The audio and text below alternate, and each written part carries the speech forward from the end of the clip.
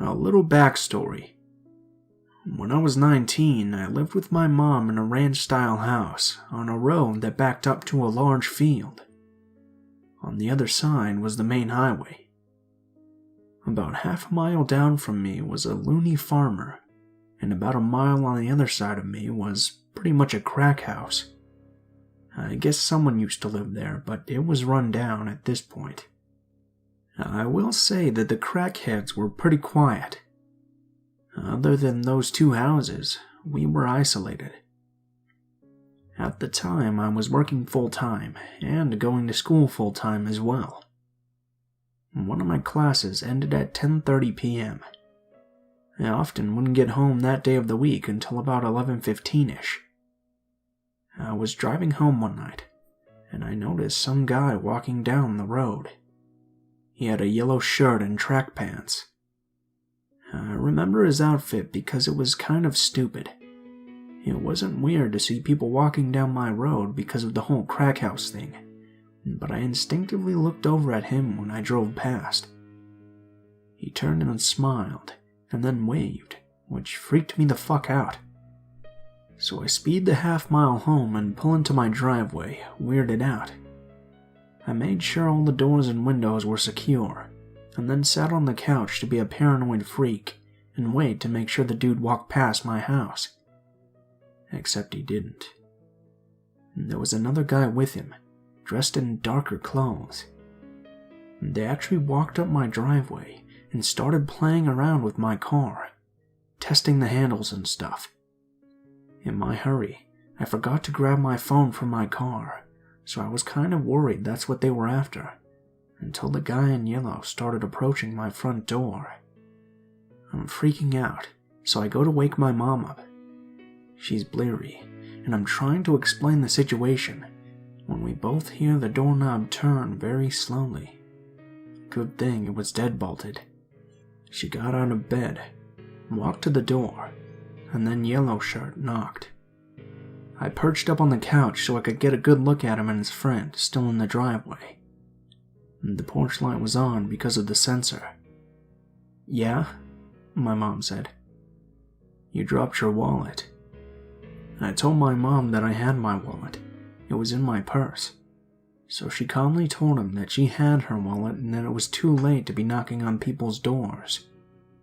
I remember perfectly what he said next, even though this was about 6 years ago. "Okay, I'm not a bad guy, just so you know." We were all pretty still. No one moved, not even the guy at the door, not even when the porch light went off. And then he tried the handle again. My mom told me to call the cops so she could get the gun, and I told her I didn't have my phone, so she walked to the kitchen to grab hers from the charger.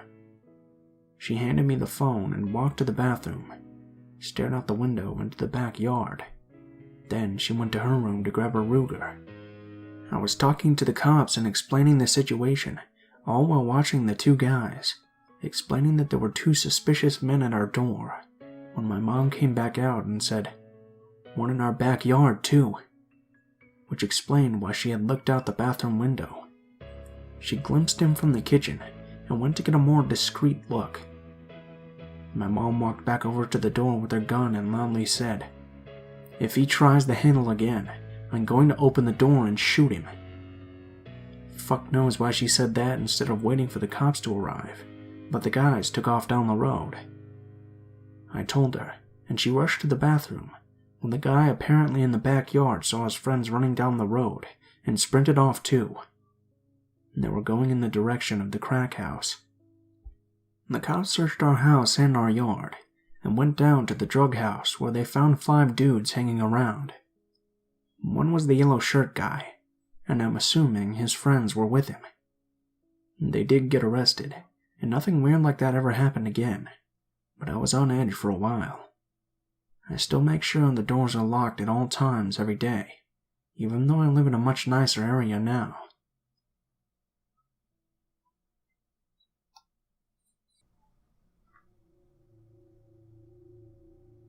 This all happened over the course of a few years. I was around 16 when this first started, living at home with my mom in a small town in the UK. I had just gotten a job at a supermarket 15 minutes walk from my house. My mom was a manager there, but we worked different shifts, so I'd often walk to and from work alone. The route I would take back to work took me through a back alley behind our house that separates our housing estate from the main busy road. This back alley then turns into an opening that's surrounded by trees and bushes. Often, as a kid, I would find dirty needles and beer cans littering the ground amongst the trees, where me and my friends would play hide and seek around there. It became so much of a problem at one point that our housing estate rallied together to clean it all up and cut back the overgrowing weeds, nettles, and bush, in the hopes our local council would create a safe place for us children to play. It never happened, and over the years it's now gone back to how it was, despite all the hopes and effort that was put into that neighborhood project. At night, that opening becomes very sinister. There are no lights, and you often feel like something, or more likely someone, is watching you from behind the trees. It was a favorite for drug addicts and drunks, so eventually my mom stopped us playing around there, and would get mad if she ever caught us trying to sneak through the alley. We were kids and curious, and would usually find any opportunity to do exactly what our parents told us not to. But being 16, I was not a kid per se anymore, and it was the quickest route to work. It began with just a feeling. I'd walk through the alley and clearing with the sense that someone else was there. I would just put it down to being alone and paranoid. Eventually, after a few weeks of starting my job, I would hear footsteps behind me. Too scared to look, I'd quicken my pace and be out onto the main road before too long, but nobody would ever follow me out, leaving me feeling a little stupid and scolding myself for letting the paranoia play tricks on my mind. That all changed when I actually saw him. I'd finished my shift at 10 p.m., so it was around 1:15 that I got to the alley.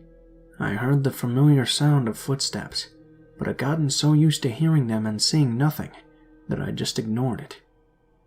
That was until I heard him cough. I stole a look and noticed a tall, very stocky man directly behind me. It was so dark I couldn't actually see his features, other than the fact that I could tell he was smiling. I hurried my pace and began to dial my mom's number, but before I knew it, I was clear of the alley and onto my street. I looked behind me one last time and saw the man head off in the opposite direction. He was wearing old tracksuit bottoms, white scruffy trainers, a jumper, and a white sports cap. When I got home, my mom asked me about the missed call, but I just told her it was an accident and took myself off for a shower in bed. Why didn't I just tell her? I'll never know. Fast forward a few more months. It had become a regular occurrence to see this guy on my way to work, and even on my way home. A lot of the time, he would even follow me up to the supermarket. Me being naive, I chalked it up to coincidence. Maybe he was just going to do a bit of shopping. Yeah, it's a bit weird. It always seems to be on the days that I'm working, and at the exact same time I have to be walking to and from work. But it's not as if he's stalking me. Things like that don't happen to girls like me. I eventually started to spot him inside the supermarket, always standing at the ends of the aisles I was working in. He would either pretend he was looking at something on the shelves, or quickly run out of sight. If I was on checkout duty, he would always choose my till to queue up in, even if others were free and mine was busy. He wouldn't say anything though, just brush my hand when handing over money to pay for whatever stupid shit he would queue up for, a bar of chocolate or a tin of baked beans, something he could quite easily pay for at self-checkout, where it would be quicker and easier. I had become increasingly uncomfortable with the amount of times I would see him, and started to realize that this odd behavior wasn't just coincidence or me being paranoid. He was definitely stalking me. One particular shift during the day, I'd noticed him again. I was in the pet aisle stacking tins of dog food. He came over to me and asked if I had a dog. I said I didn't and turned my back to him. He said that he had a Jack Russell and asked if I liked them.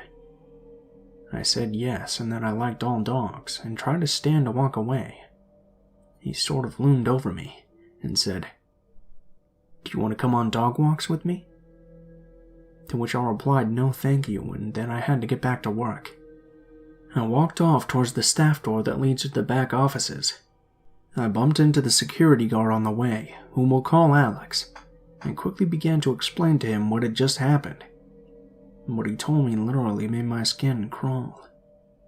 He said he had been following him around for over an hour. It turns out freaky Jack Russell guy had been following me too, everywhere I went, hiding behind the aisles and people so that I couldn't see him. If I went into the back to get more stock and replenish the shelves, he would wait around near the doors just out of sight, then follow me again. He had even seen him rub his crotch while looking at me. This prompted him to radio the boss to alert him of what was going on, only to look up and see that he had disappeared. That's when he had gone looking for him, but had bumped into me instead. He told me to go into the back, not to worry. He was going to kindly ask him to leave. After my shift, Alex gave me a lift home, which I was hugely thankful for as I was pretty shaken up. A few months later, Alex was sacked for stealing some chicken for his dinner. In his defense, a lot of the staff did it. They'd pick up something from the ready-to-eat counter like a sandwich or some chicken wings and take them straight into the back. He was just the only one that got caught. And because of this, they hired a new security guard, and almost instantly I began to see freaky Jack Russell guy back in the store. Alex being the only one apart from me remembering his face. It's like he felt it was safe to come back to the store. Only this time, he brought his wife and children with him. Every time. Me being me, too soft for my own good, left him to it, and didn't tell anyone about him being back. He would still choose my till to go through, and would make a big show of kissing his wife and children. I just ignored him and tried to get the transaction over as soon as I possibly could, and he would often still turn up in the aisles I was working in, but always have at least one of his children with him, so I couldn't say anything. Now at this point, it had been close to 2 years that this had all been going on. I was suffering health issues, so I had to take a lot of time off of work. I spent a few weeks in the hospital, and then a further 12 weeks recovering at home, and then I was eased back into work with a couple shifts per week, only 4 hours long. It was after one of these shifts at around 10:15 p.m. that I happened to be walking through the clearing again. I was about halfway through when I felt a tap on my shoulder. I swear I nearly jumped out of my skin, did a sort of yelp, and span around to see freaky Jack Russell guy standing directly behind me, holding a rose. He told me he'd missed me, and said he was glad I was better, which I didn't know how he knew. He commented on the fact that I'd lost weight, and said he preferred a bit of meat on his women, but that it was okay because he was a good cook and could soon fatten me up. He then said that he was disappointed that I'd gotten new blinds on my bedroom window because it made it harder for him to see me. At this point, I'd had enough of this guy's bullshit, and said in no uncertain terms to leave me the fuck alone, or the next time I saw his wife I would tell her everything, and that I'd be paying a little visit to the police station if I ever saw his ugly face again. And then I ran. I ran all the way home and locked every door and window behind me. I sat up all night that night, terrified to see him outside my bedroom window. But you know what? It worked. I didn't see him again. I quit my job at the supermarket and bought a car so I wouldn't have to walk down any creepy alleys ever again. Now I'm 26, so it's been a long time since those days. I was at my sister's house having a catch-up and playing with my nieces when she starts to tell me about this guy that had been brought into her work. My sister works in a prison and usually spends her shifts signing new prisoners in and allocating them to their cells. This is an important job because you don't want to put a murderer in with a pedophile. Scratch that. You do want to do that, but it would cost her her job, so you basically can't. Anyway, this guy that had been brought in was in for stalking, assault with a deadly weapon, and rape. She said she recognized him instantly, as when she used to work at the same supermarket's patrol station that I worked at, he had followed her home on more than one occasion, until she finally moved out and never saw him again. My sister is 9 years older than me. She said that she had read the details of the case after allocating him to his cell, and had gotten his full name to search a photo of him on Facebook to show me. It was him. Freaky Jack Russell guy. He had been following this 17-year-old girl for a while, and she had reported it to the police, but they did nothing. And this girl had seen him outside her house, and on her way to and from work. She worked at a different supermarket than I did, half an hour from my house. After a particularly late shift, the girl was walking around the back of the store towards the bus stop, when somebody grabbed her from behind.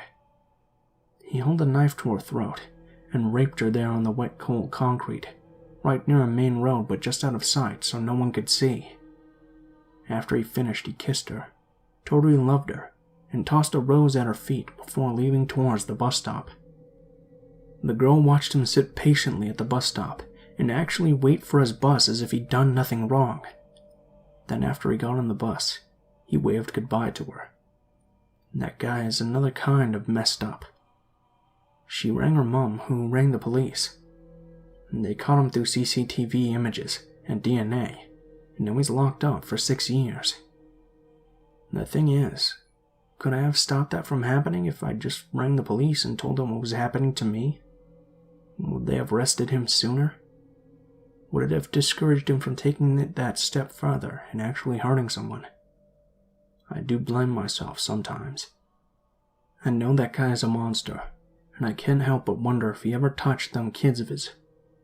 After all, I wouldn't put it past someone who's as deluded as that guy. But I can't help but be so grateful that it didn't happen to me. He did have a rose that night he spoke to me in the alley. I wonder what he was planning on doing to me.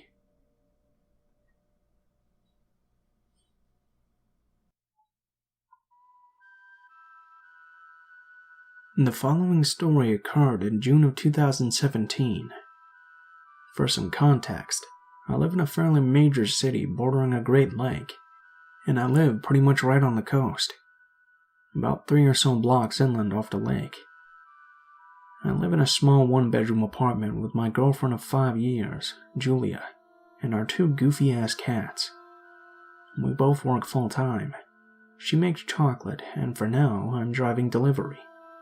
We spend our idle hours playing video games together and making snacks in our cozy little window in the skyline.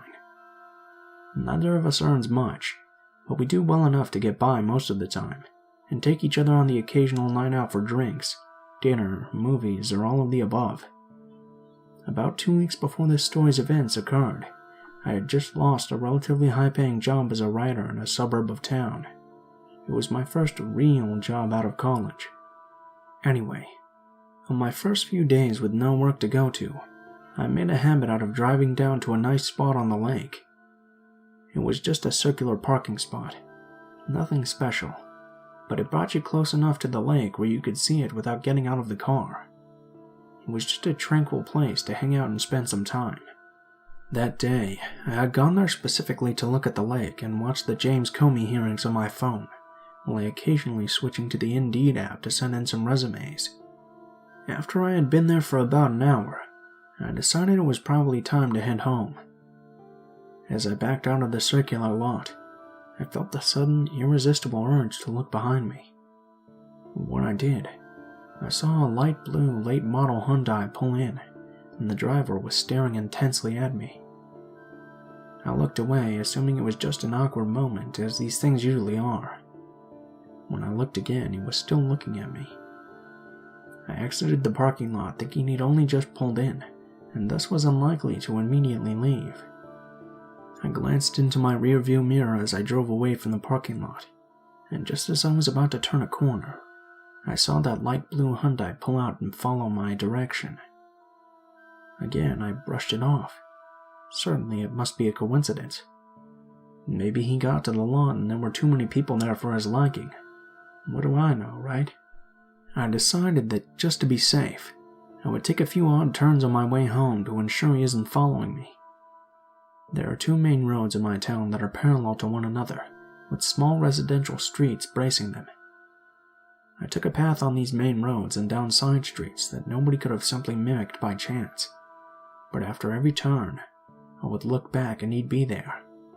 Right turn, look into the rear view. There he is. Left turn, take a look. He's there again. My heart flutters a little bit, but I start to realize something might actually be going on here. Now, I'm not a big guy.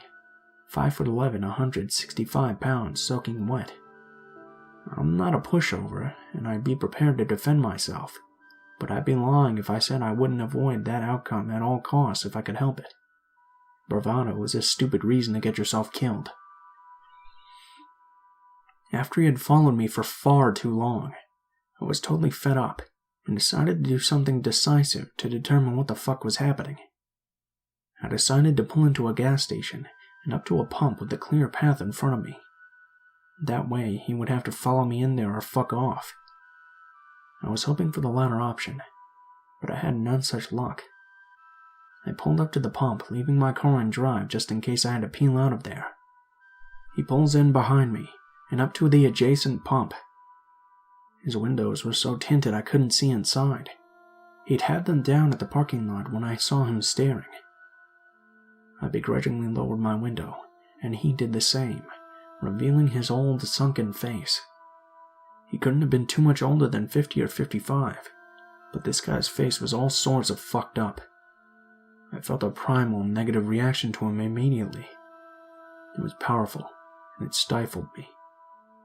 Seconds later, I managed to find my voice. "Can I help you with something?" I half shouted.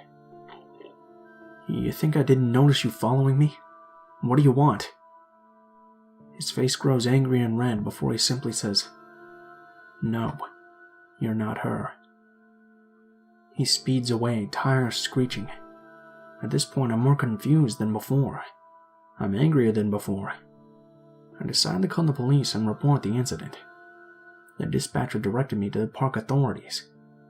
The officer asked if I would be willing to meet him down at the parking lot where the incident began to give a brief statement.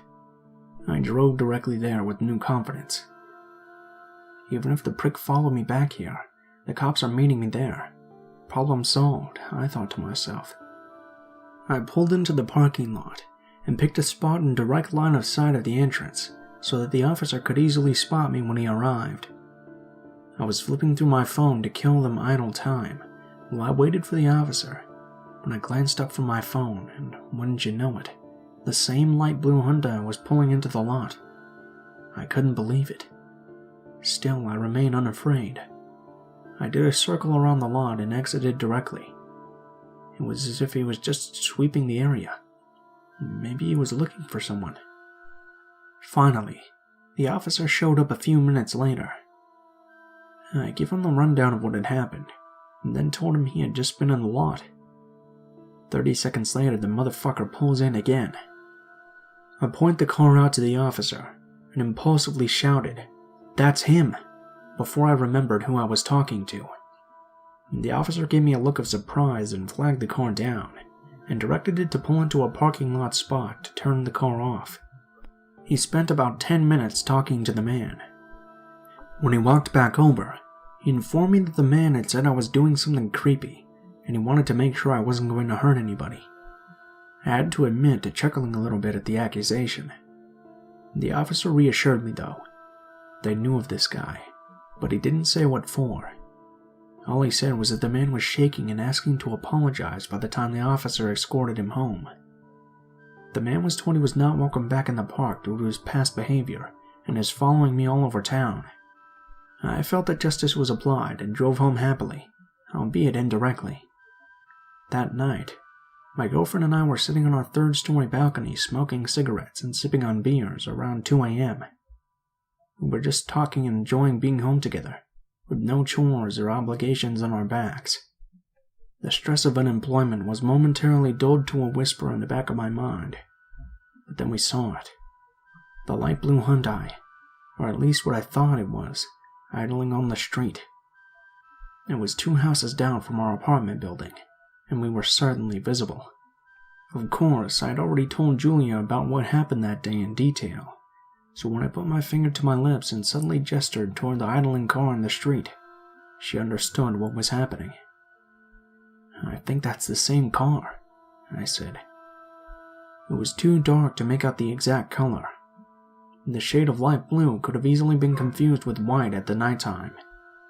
I had written his license plate number in the notes in my phone, and squinted to try and make the plate out from a distance. I could tell that the first 2 digits and the last matched, and that was enough for me. I called the police and explained the situation. As I'm talking to the dispatcher, the car slowly pulls away. The dispatcher tells me there are officers nearby, and they'll come inspect the area. I tell him that the car pulled off, but she reassured me that there were units nearby and they would look for him. They never found the car, and I triple-checked my locks that night. After a few weeks had passed, Julia and I had all but forgotten about that odd and somewhat scary encounter. We both had a sweet tooth late one night, and decided to just hit the gas station on the corner for some crappy snacks and Gatorade. I needed gas anyway. Julia drove to the station, and I went into the store to get the goodies. As I was walking out of the store toward Julia in the car, I look over, and that ugly blue Hyundai has pulled up, and that man is staring Julia down. I stared directly at him, and he meets my gaze. I just stared and stared. I wanted him to know I saw him. I get to the car quickly and corral Julia inside. I lock the doors and explain what's going on. We're both pretty freaked out at this point, but doing our best to stay composed. We pull out and drive randomly under the assumption we're being followed. We dial the cops again, and they send more cars out to look. Nothing came of it, and we haven't seen the guy since. The only information we learned was that the park rangers knew him because he had been caught following women around trails of the park, particularly women with headphones on who were walking or jogging alone, something my girlfriend likes to do. His debacle with me was the last straw, and that's why he was banned from the park. My impression is that he saw Julia driving my car around town, as she often does, and saw what he liked. Having associated her with my car, it would explain why he followed me, hoping it was her. It's impossible to be sure, I guess. The police told us they would keep us posted if anything came of it, but just told us to call if we see him near us again.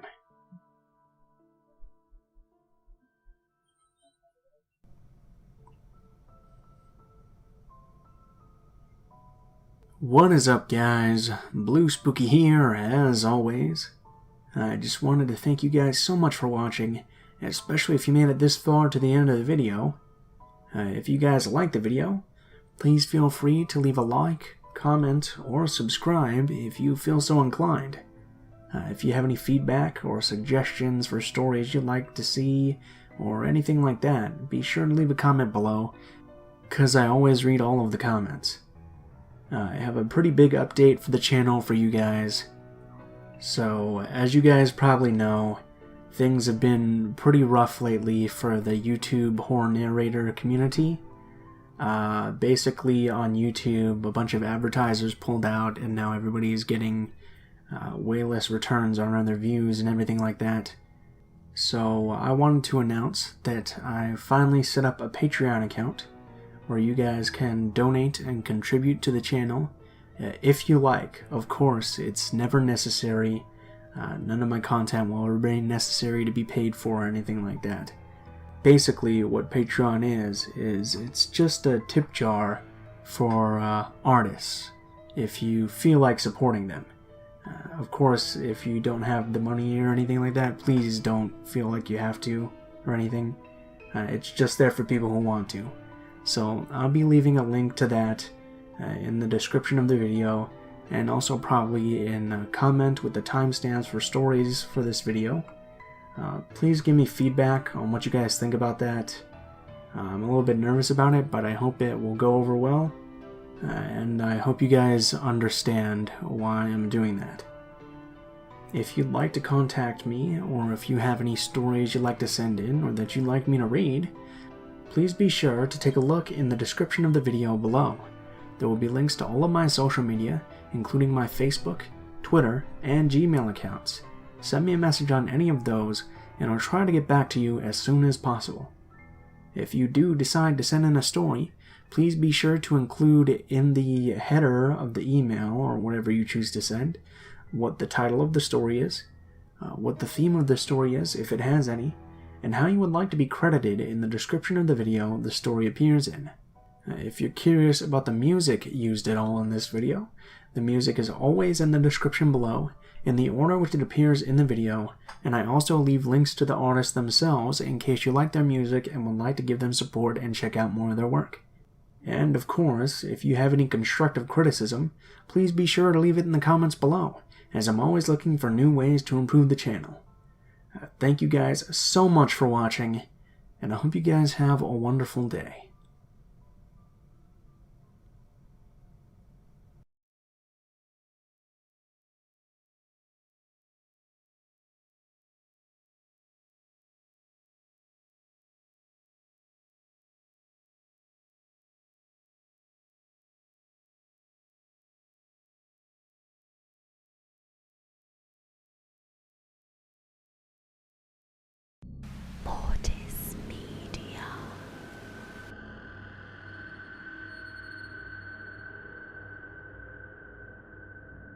This is a very sentimental story for me, and I've finally decided to share it. I don't recall the date that we moved into this lovely little house in the more suburban area of Baton Rouge. From the best I can remember, we were still unpacking a few weeks later when the haunting began, or at the very least started for myself and my siblings. I was alone at the time, in my room, not in the house, playing with my toys, when I felt a presence in the room with me. I looked up and scanned the room, finally resting my eyes on a girl standing in my doorway holding a cat. Even after all these years, I can still remember what she looked like, barefoot and wearing a yellow sundress. She smiled at me, with her turquoise eyes seeming to sparkle with cheer. Now, I wasn't afraid. There was nothing to be afraid of. Certainly, she was only a neighborhood girl who'd come over to visit. After all, my parents would never let just anyone into our home. And she looked sweet, completely trustworthy, more so than anyone else I've ever met. So I addressed her as I would any other visitor. Hello? What's your name? She smiled again and said, My name is Precious. What's yours? David, I replied, taken in by her French Cajun accent. This was the first time I'd ever heard one, despite living very close to Cajun Island, and it made her seem even sweeter, like a truly noble lady. She walked over and set her cat on the floor, just at the edge of all the Legos I had all around my room.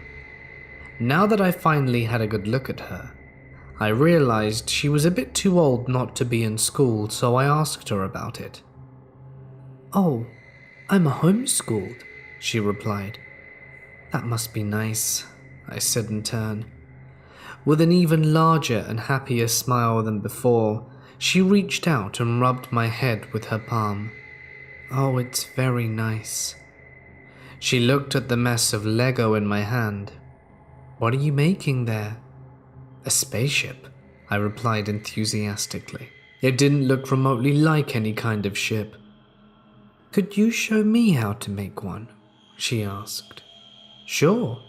And I showed her how the blocks worked, eventually ending up with 2 spaceships. And after she saw what I had done, she went about playing with the Legos too. After a while, I felt a paw touch my arm and glanced down to see her cat staring up at me. He was so beautiful. So I reached down to stroke his fur, feeling a softness I'd never experienced before or since. "Is this your cat? I don't think we have one." "Of course. I like having him nearby. He's my friend." "Can he be my friend?" "Of course he can. He certainly seems to like you." I'll stop the story here. As you can see, she was quite normal, indistinguishable from any normal kid in every way. But the haunting didn't end with nearly daily visits from my friend. Soon, we started noticing paranormal activity around the house. It was always mild, non-threatening stuff, like things moving around or whispers. There was one thing that happened from time to time though, and that was her and her cat running off bad people.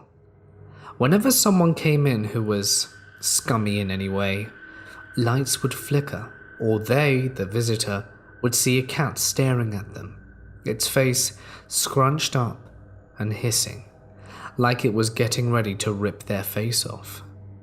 We didn't have a cat at the time, and our electricity was faulty. We quickly learnt that these things only happened when questionable folk were in the house, and from what I was told a decade later, those people often ended up in trouble later on down the line. After living there for just over 2 years, we had to move to a new place, as my father found new work in a town several hours' drive to the north. I actually remember saying goodbye to Precious, and we both teared up. It was heartbreaking to leave my closest friend behind. I remember taking one last look back at the house as we drove away, and seeing her standing on the porch waving at me, clearly crying. Even over 30 years later, I can't get that face out of my memory. She was sad. So sad. And so was I. It left me a little depressed for a few months after, which my parents just chalked up to moving day blues. But we all knew the real reason. But over time, I stopped thinking about it, and finally moved away from that day emotionally. It would be over 10 years later before I really put much thought into her, not because I no longer cared, but because the memory still hurt all those years later, all the way up to today. In a casual conversation with my mother one day, while my siblings were at school, as I was skipping classes to help pack up for yet another move, the benefits of being a smart child. And I brought her up. I remember my mum smiling, and she explained that Precious was a spirit. I'll never call her a ghost, due to the way that people feel about ghosts. She was not to be feared, but loved. Needless to say that after hearing this, I cried. Now, not only did I realize that I had abandoned a very good friend, but I had abandoned a friend who would never be able to seek out new friends and would have to deal with whomever moved into that house. I felt wrong for a few days, but eventually decided I'd do what I could to go back. It's been far too long, and life has kept me too busy to even entertain the idea of searching out that old house. Right now, I'm busy getting ready to move into a new place, and I've already started working on figuring out how to go back. It'll take some time to save up the money and track down the exact house, let alone get the owners to let some random man into their home. Now, well, I just hope she remembers me and will come back when I visit. I would even like to try and get her to come home with me, so that I could introduce her to my kids and give her a nicer place to stay. But right now I have a mortgage, so even my greatest, closest friend will have to wait until the day that I am available. Believe it or not, that day came closer than I expected, and I made the trip down there to see what I could see. I brought with me a cheap audio recorder and my phone, but unfortunately didn't get much use on either of them. In my excitement, I forgot all about my phone. I understand that without evidence, all of this means nothing, but I felt that I should share what I experienced. The house was a mess when I got there. Most of that particular suburb had become a bit of a slum. Druggies had been using the abandoned homes as a place to squat. Luckily, my house was relatively untouched due to the spirit inside, I suppose. I felt bad that Precious's home was being used that way, but I soldiered on and entered the house, finding that it was indeed a mess, but that the mess was also pushed to the side with clear walkways. I found my way to my old bedroom, and to my surprise it was almost clean. And that's when I felt it. You know the feeling you get when an old friend you haven't seen in a while calls you out the blue, and you get that excited feeling. Well, that was me. I spun around and didn't see anything, so I called out to her. "Precious, are you there?" I felt more than I heard her answer. "I'm here, David." I dropped my recorder as I fumbled around trying to get it to turn on. I was so excited to finally see her again, and when I finally got the recorder off the floor, I hit the record button and held it out. "Precious, if you talk into this thing, I can record you." "I don't want to be recorded. I just wanted to say goodbye."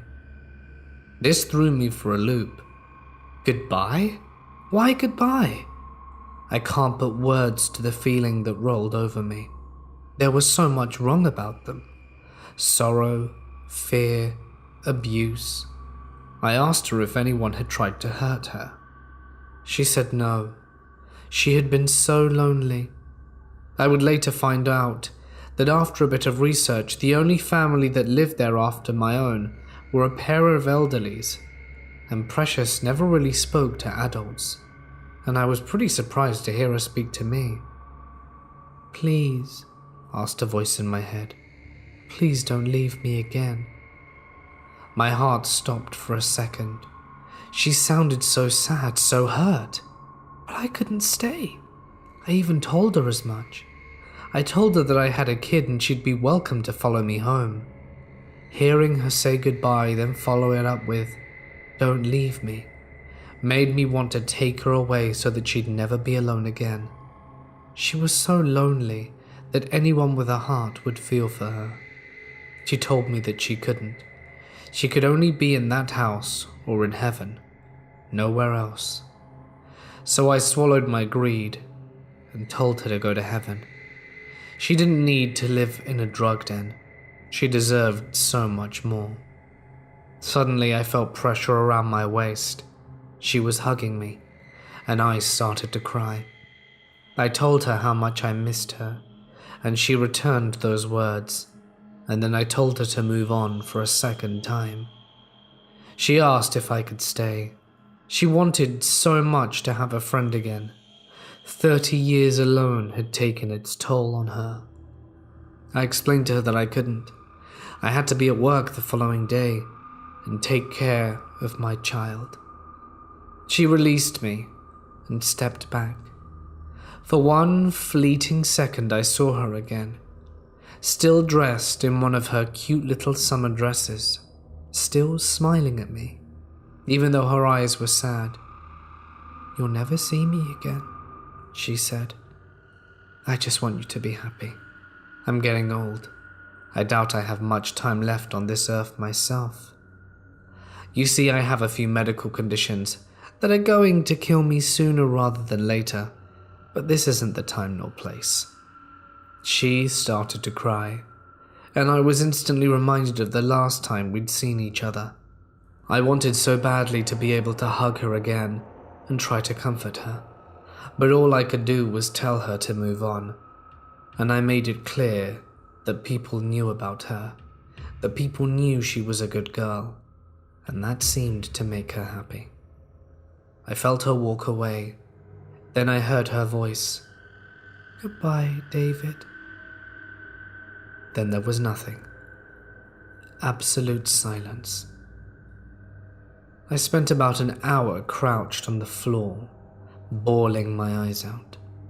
I'd abandoned my friend, and she had waited so faithfully for me to return. And now, she was gone. It hurt more than our first goodbye.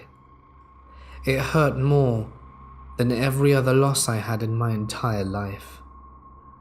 After I was done crying, I looked down at my recorder. It was running, but the low power light was blinking. I remember praying to have captured something, and my later disappointment that the recorder only recorded my words and some indistinct static, which was almost as bad as having Precious leave me forever. I wanted to at least have her last words to carry with me. I want to add that I'm glad she's finally moved on. It's been over 30 years since I left her for the first time, and now, well, she's free of the house. I'd like to think she's happy. I'd like to think heaven is as good as her people say. I'll just have to wait for my turn to find out. Anyway, that's the sad end to what I've prayed would be a happy story. I wish so much that I could have helped her more. I wanted so much for her to be happy, but it's clear to me now that there was no place for her on this earth anymore.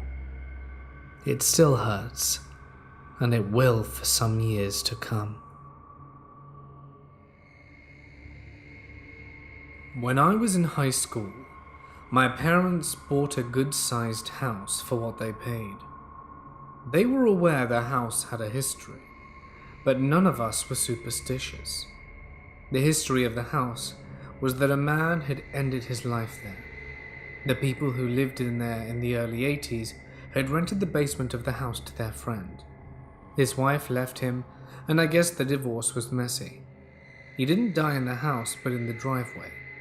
He ran a hose from his exhaust into the window of his car. My parents lived in there for over 10 years. We always joked about the place being haunted.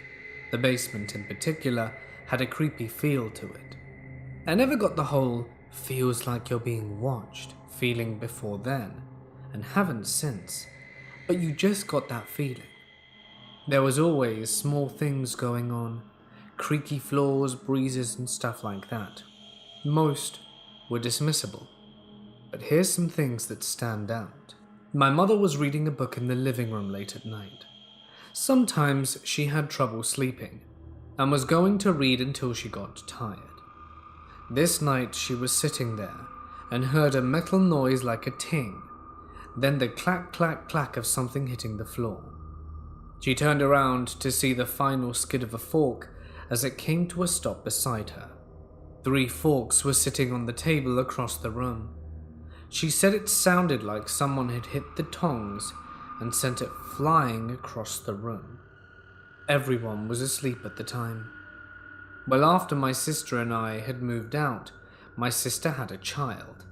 My parents brought an automated swing for the baby for when they visited. The swing would randomly swing on its own. It would be turned off, and it would be like someone had lightly pushed it. It happened enough that my parents would just kind of mention it lightly when it happened. They'd say, "Oh look, it's moving again," and go about their day. One night I was staying over at my parents' watching TV. It was 2 a.m. and I heard a tap tap tap. It was coming from the fireplace.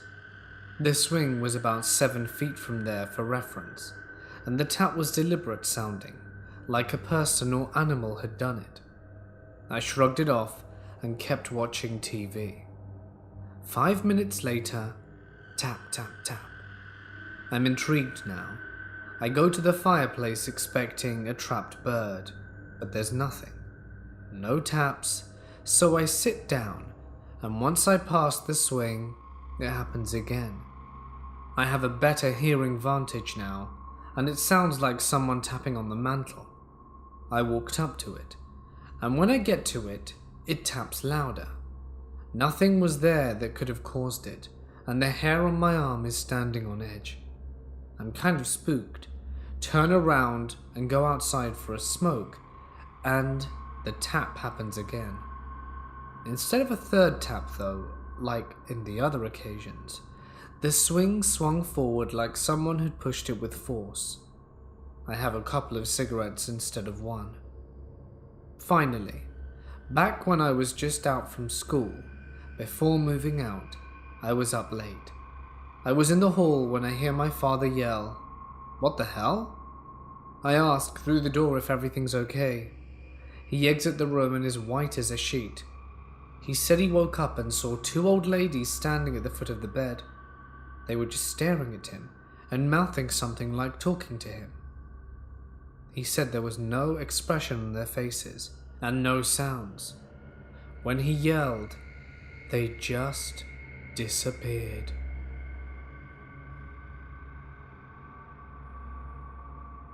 My dad used to work with someone who sent these pictures to him. He says that the guy was a hunter who was using cameras to see wildlife in the area and was so freaked out by these pictures and other strange occurrences in his house that he wanted to sell his property. It was very strange. Something interesting about these pictures is that apparently there was an ATV accident in these woods and a young woman was killed.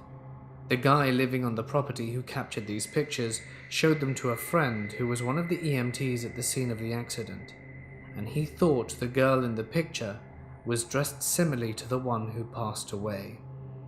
I have absolutely no idea when this accident occurred or the specifics of the location, so again I can't be sure if this is credible information. I've tried searching for it, but it is all a mystery. When I was 16, I got a job as a personal assistant / cleaning lady for a very wealthy couple who lived in a big, beautiful mansion on Lake Michigan. It was a great job at the time, but after a while I had to quit because of everything that was going on. I made $12 an hour as a 16-year-old girl, and that was just crazy to me at the time. But now I know it's because the homeowners couldn't get anyone to stay and work for them. It could very well be because they're both major assholes, but I honestly didn't see them all that much during the school year, so it was fine.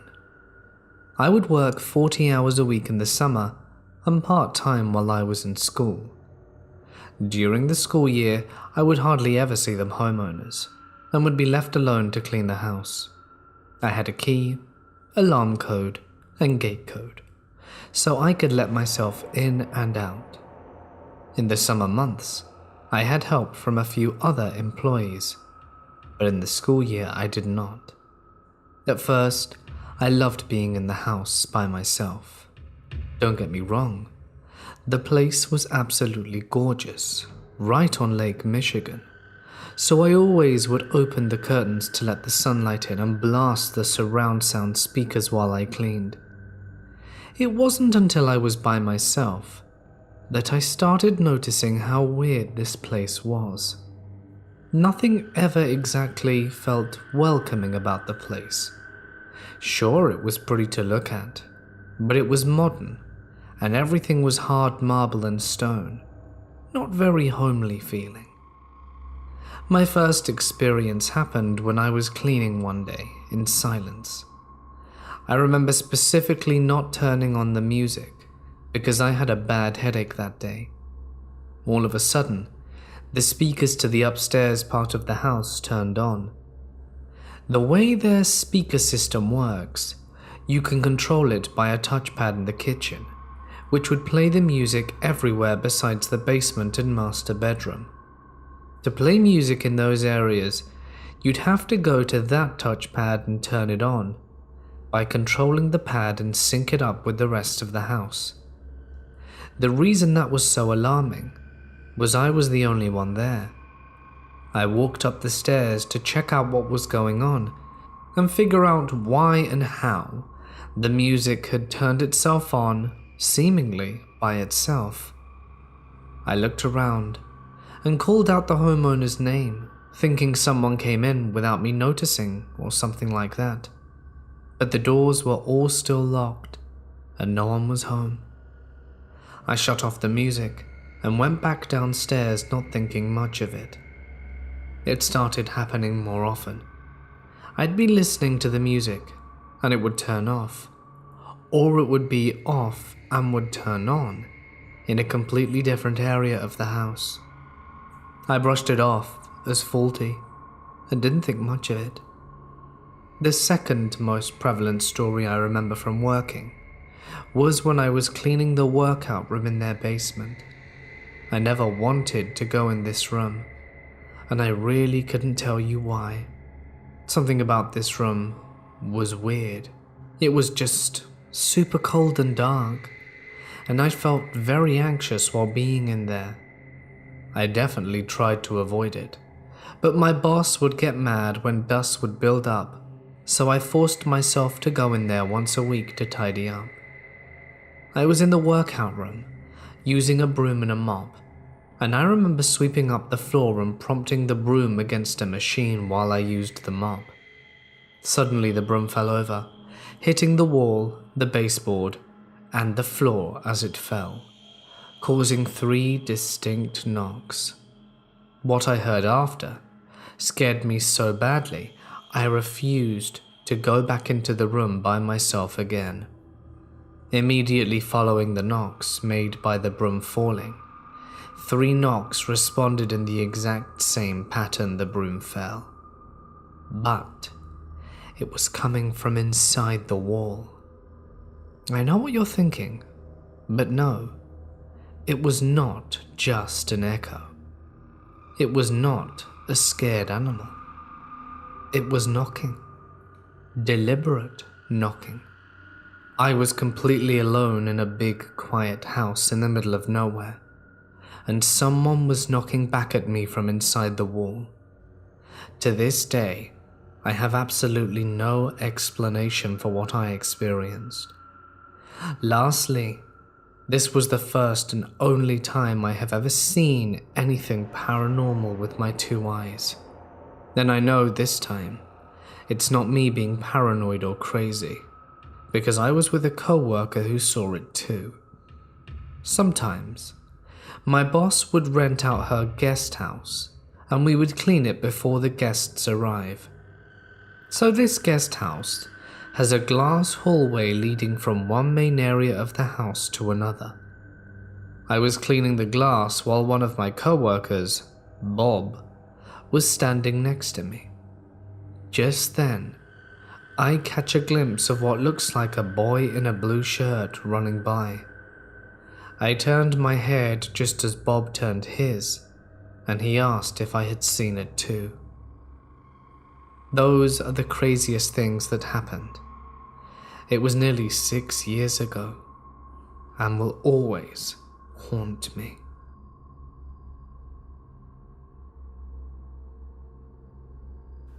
This was a long time ago. I was 1 or 2 and my brother was 5 or 6. My mum was in the bath with the boiler in a cupboard behind her head. Suddenly she began to hear this creepy demonic giggling and a whisper coming from the cupboard.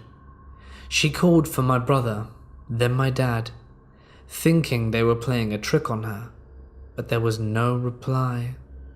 She spoke to my dad after her bath, explaining what happened, and he just brushed it off and laughed at her. Then a few weeks later, my dad anxiously questioned my mum on what she'd heard. Turns out he heard the exact same thing she had, coming from the cupboard. I grew up in a house that was creepy as hell. Everyone saw shadows move, everyone lost things, and everyone heard voices in that house. People who had never heard the stories about it would come into the house for the first time and comment on strange things. One night during the summer, I'm laying awake on my bed trying to fall asleep, but I can't. It's too hot, and it feels weird in the room. I'm on my right side, then my left, then back again. This whole time, my brother is singing and tapping in the bunk above me. Finally, pissed, I reach up to push up on his bed. I could do this in retaliation when he was loud. As I roll onto my back, I feel a hand through my mattress. It started at my neck and swept down my back, pushing the mattress as I went. It scared the ever-living crap out of me right there and then, and I never did figure out what that was. My house has always freaked me out at night. I'd always hear my computer chair creaking when no one was in it. Sometimes cabinets would be open. Whenever I would sit at my computer, my back would be facing a window, and I always got the creeping sensation someone was watching me. When I got that room remodeled and added a door to my backyard in that room, it only got creepier. Late at night, I'd hear small taps at the door. Of course, I looked, and nothing would be out there, so I started ignoring it. But one night over the summer, while it was storming, there was a tremendous thump against the door. I ran to check it out, but wasn't able to see anything in the rain. The next day, the grass outside my door had been ground up as if someone were jumping up and down in it. In my bedroom, sometimes a quick flash of light would come through my blinds. I started folding them up, and it stopped though. I sometimes just feel unsafe when I'm alone now.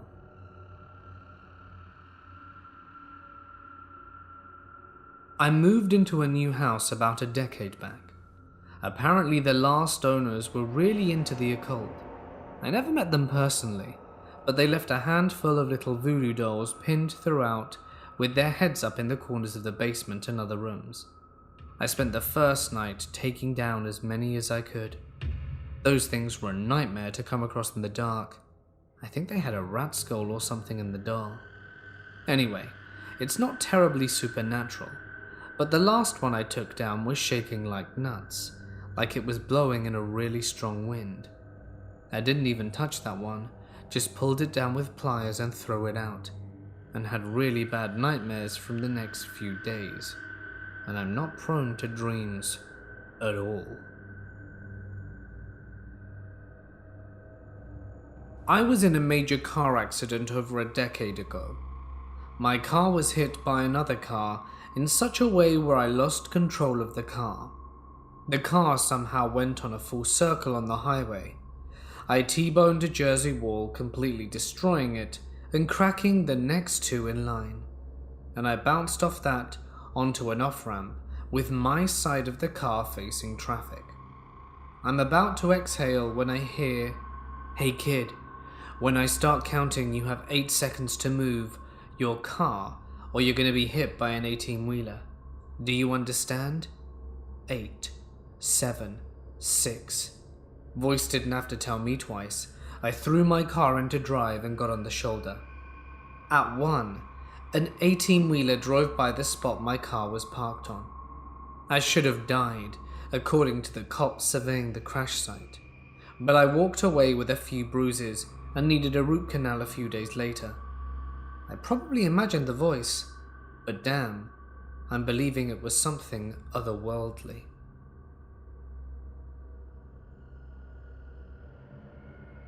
Years ago, I fell asleep on my mother's living room sofa. She was already in bed, but my brother was out somewhere. Sometime in the middle of the night, I awoke to see someone standing over me and covering me with a blanket. It looked like a man wearing a bandana. I assumed it was my brother, but thought it was strange for him to be wearing that. The next morning I asked him about it, and he said he didn't even come into the living room when he came home, and it wasn't him who covered me. My mother also denied doing it, and no one else was in the house that night. I didn't really find that creepy until a while later, and reported the exact same thing happened to her. Apparently there was a ghost in that house that wanted to make sure people were tucked in when they fell asleep on the sofa. I guess it could be worse.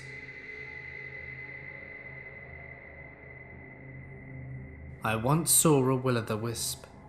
For those who don't know, it's a light seen at night in desolate areas of the countryside, hovering in the distance like a ghostly lantern. It's one of the most widespread legends in the world, having many different versions in a variety of cultures, and is believed to be a ghost or demon. Scientifically speaking, the most plausible explanation regards to the decomposition of certain chemicals in a corpse, often cattle, that creates phosphoric acid which can create a light. However, when you're in the middle of nowhere in the dead of night, fight or flight gives very few cares to science.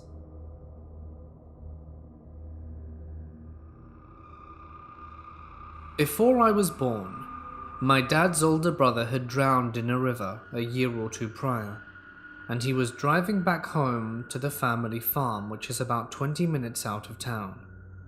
On the way back between the city and our farm is where his older brother was buried. He was driving home after a night out, and he said he could kind of feel himself start to fade into sleep. He was driving past the cemetery where my uncle was buried, and he heard a voice say, "Man, I'm tired." He immediately perks up and looks over to see his brother sitting in the passenger seat of the car before he sort of fades away. He said he was wide awake after that. I've never known my dad to lie in my entire life, so I'm very inclined to believe him. We've talked years later about other times we had seen certain things in the house I grew up in as well as that, but we couldn't explain it, nor some of the other things.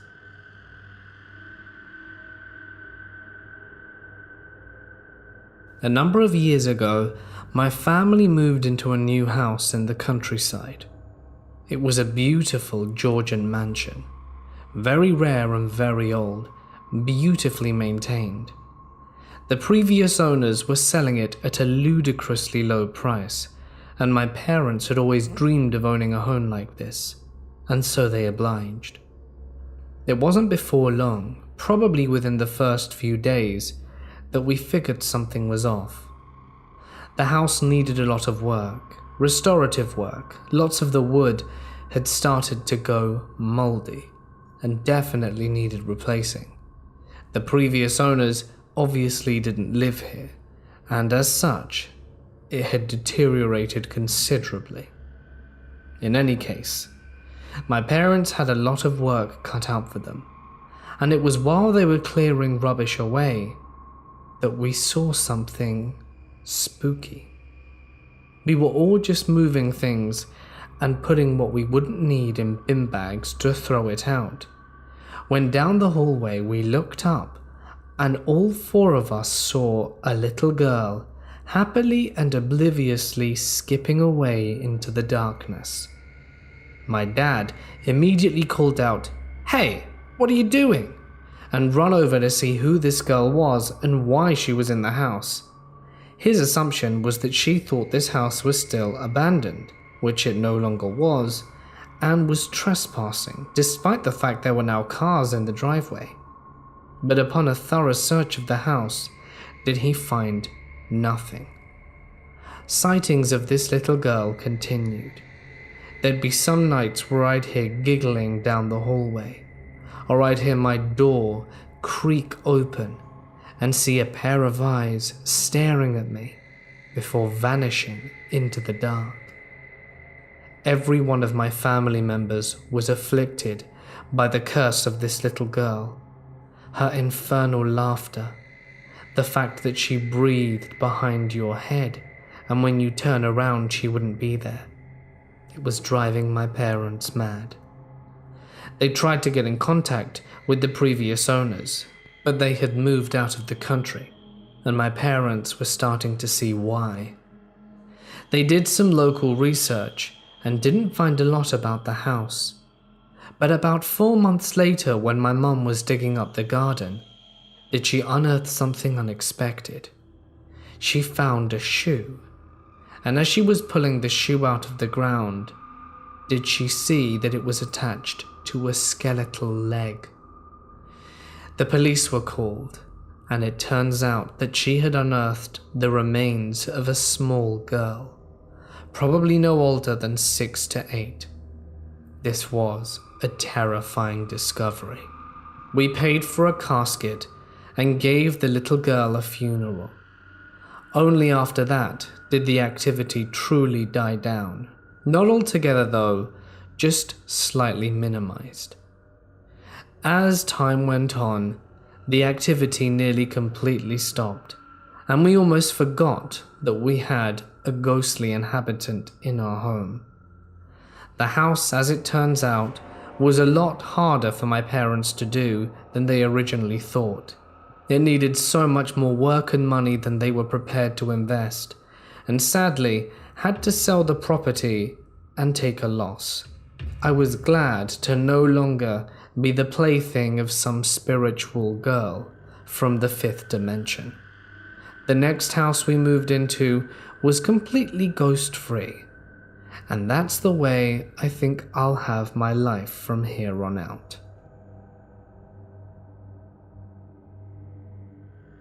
My ex worked in a kitchen in one of the oldest universities in the UK, Oxford. Being a little bummed that he had to work a few days while I was visiting, I cruised around town solo, and would then come to meet up with him at work when his shift would be ending. And one day, I showed up a little earlier because I had to pee like crazy, and though I could just use their bathroom, he let me in, showed me a little twisty staircase, and said that the ladies is down there, and rushed back to work. Being more than a little stoked to being able to explore the downstairs of an ancient building, I was like, cool, and headed down. I located the ladies' room, and then proceeded to do the quickest pee of my life. It was totally inexplicable. The feeling in this beautiful little Victorian bathroom was horrific, really oppressive, like it wanted me to get the hell out of there. It was also freezing, but I just didn't know that it was English architecture. Anyway, I just noped right out of those stairs and hung around the back, waiting for him to sign off. Later that evening, I casually asked how it was working in such an old building, like if he had ever found it spooky in the evenings, and he said, no, not really. He was looking at me though, kind of like he knew, and asked why I was asking. And I said, oh, the bathroom was just really creepy. And he said, yeah, my mate went down there for a leak once and saw a lady with her back turned to him in the bathroom.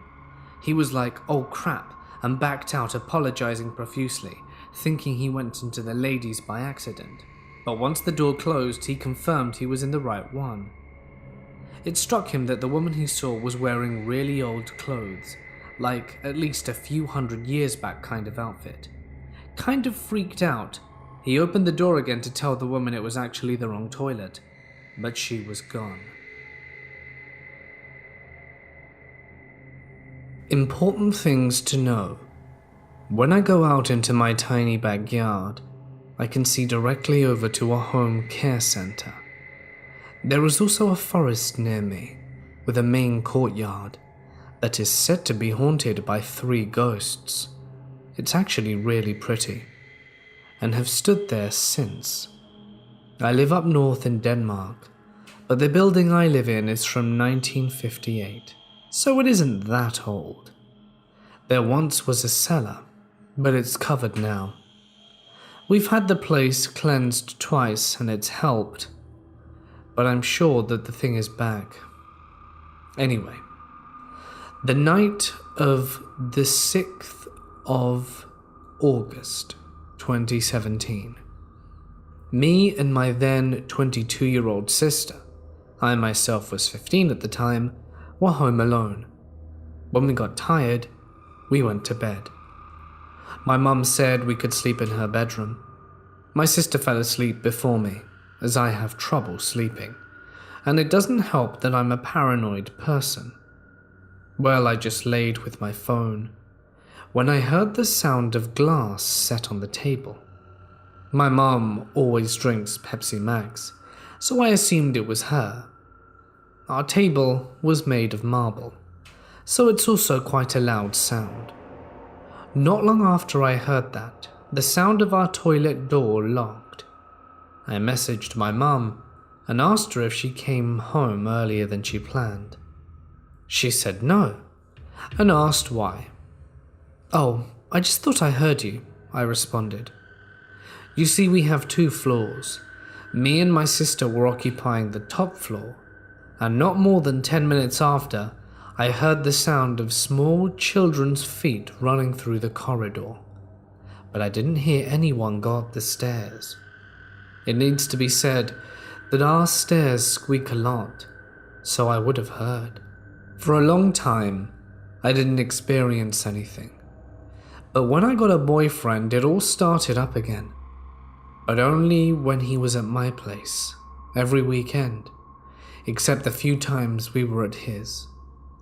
While I slept, he took my computer and looked through my pictures, but he found something that made him upset.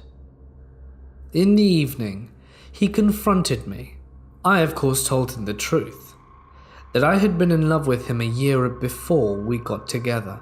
He had been someone I really wanted to get with, not only for his looks, but for his personality. And he was okay again. He needed to use the loo. So I laid in bed, phone in hand, when I felt something sharp scratching the back of my hand. I immediately felt goosebumps run down my spine, and I knew that when I moved my hand there would be nothing. While that happened in my room, he sat on the toilet, cutting himself, as he had hard depression and is now on pills. So when he came up and sat on my bed, he took a bloody toilet paper out of his pocket. I'm not stupid and confronted him, because he was obviously not okay. I don't remember after that, but I think we made up. Another day and my boyfriend and I were in bed.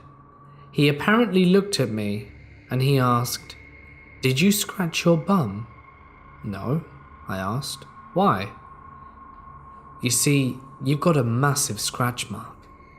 I couldn't find a reason, so I told him everything that had happened. He himself didn't believe in ghosts, but he said he gets extremely depressed when at my place, and he also felt a very weird feeling. I told my mum everything that happened, and after she didn't want me sleeping up there alone, so she made me sleep in the living room with her. After many days of sleeping in the living room, I wanted to sleep upstairs. Once again, I heard the bare feet, but said screw it and tried to sleep. When I fell asleep, there didn't go long until something happened. What sounded like a big man's hands banging on the door. I jumped up and I wanted to go downstairs, but I was so scared. Finally, I got my stuff together and ran downstairs. I had a period where I had nightmares every night. Most of the night, I dreamed that I got attacked by a small animal, like rabbits or dachshunds. I'd never been scared of animals, but then I would wake up all sweaty, and it hurt from my toes to the top of my spine. I remember a story my mum told me once. Before I was born, my mum, sister, and my dad lived in an apartment. My dad was out that night, so it was only my mum and sister. They were sitting on the couch watching TV.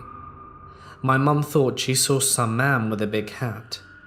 She thought it kind of resembled Hans Christian Andersen, the famous children book author.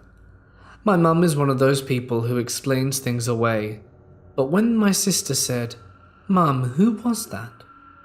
she realized that she couldn't deny it and got shivers up her spine. One time my sister was home alone, so she invited her best friend over. They were sitting with her computer just playing around, recording for fun, when they heard a woman scream, and it couldn't be outside. My sister said it came from the bathroom.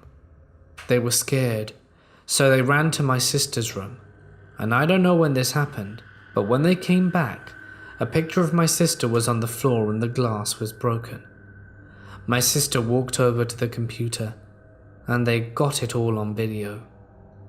When she wanted to show my mum the screen was broken, we had 3 computers unexplainably break. I remember one time when I was sitting on my couch. My mum always sits between our couch and table, so I was sitting/laying behind my mum on my phone, when I heard a low crawl in front of me. I looked up and saw a shadow. It was light grey. As soon as I looked up, it disappeared. I was shocked. The apartment I was talking about where my mum and sister and dad lived before I was born. In this place, there was some creepy stuff happening too. There was once a postman who was an alcoholic who decided to end his life by hanging himself in my sister's room. When she was around 4 or 5 years old, almost every night, the postman would come to her room and speak with her. She wasn't scared, but she was scared when she saw snakes under her bed.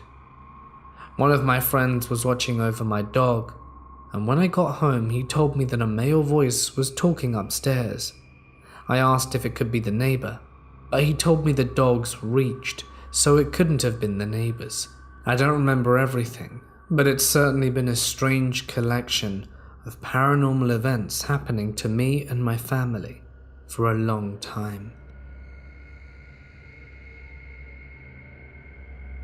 When I was 3 years old, my mother, father, 2 older brothers and myself moved into a 2-story house in Washington State. I remember the house was renovated and my room was on the 2nd floor, from my parents' room. When I was 4, my uncle died from liver failure in my bedroom during the night, and the next morning I woke up early to crying. I come to find out it was my grandmother crying later, but at the time I didn't know what was going on.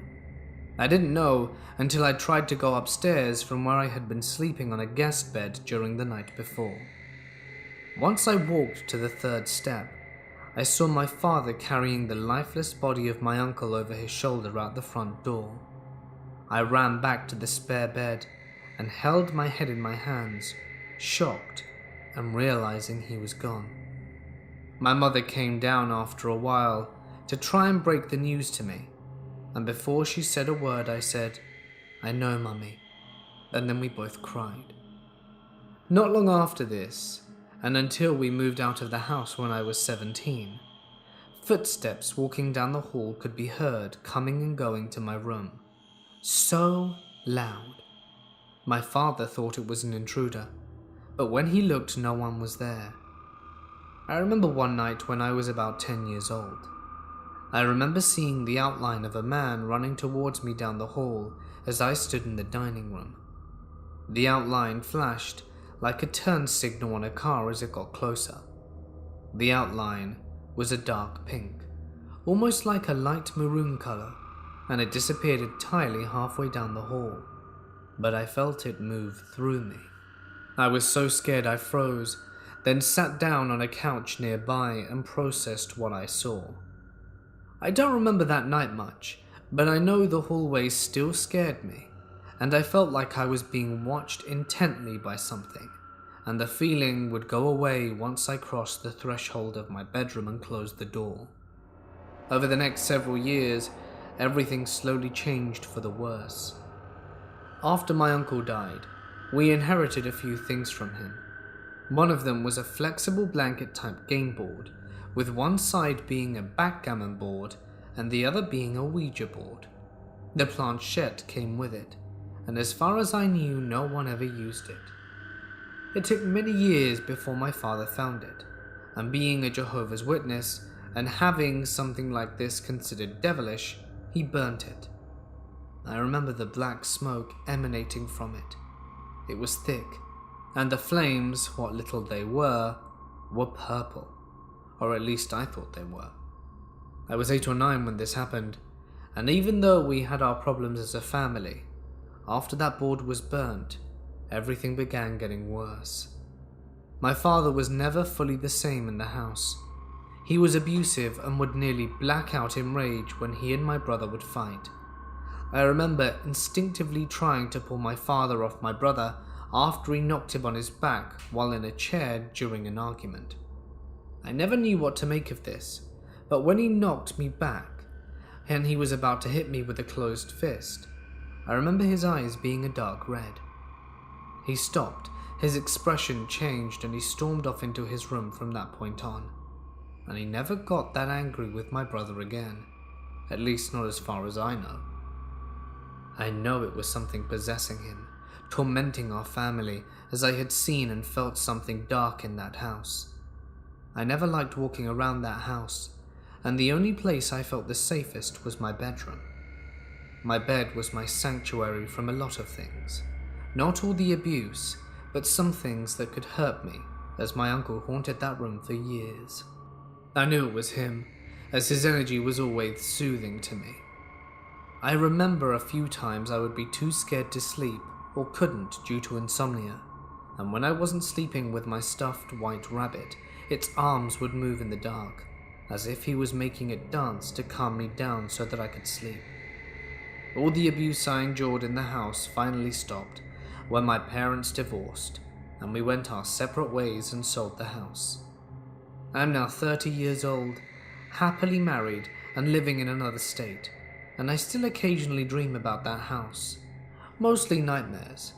I now know the house is haunted, but not by my uncle, because I crossed him over when I was in my 20s and could defend myself from the supernatural. No, what's there now is dark, and I know a portal is still open there. I just hope that someone notices it and knows how to close it properly.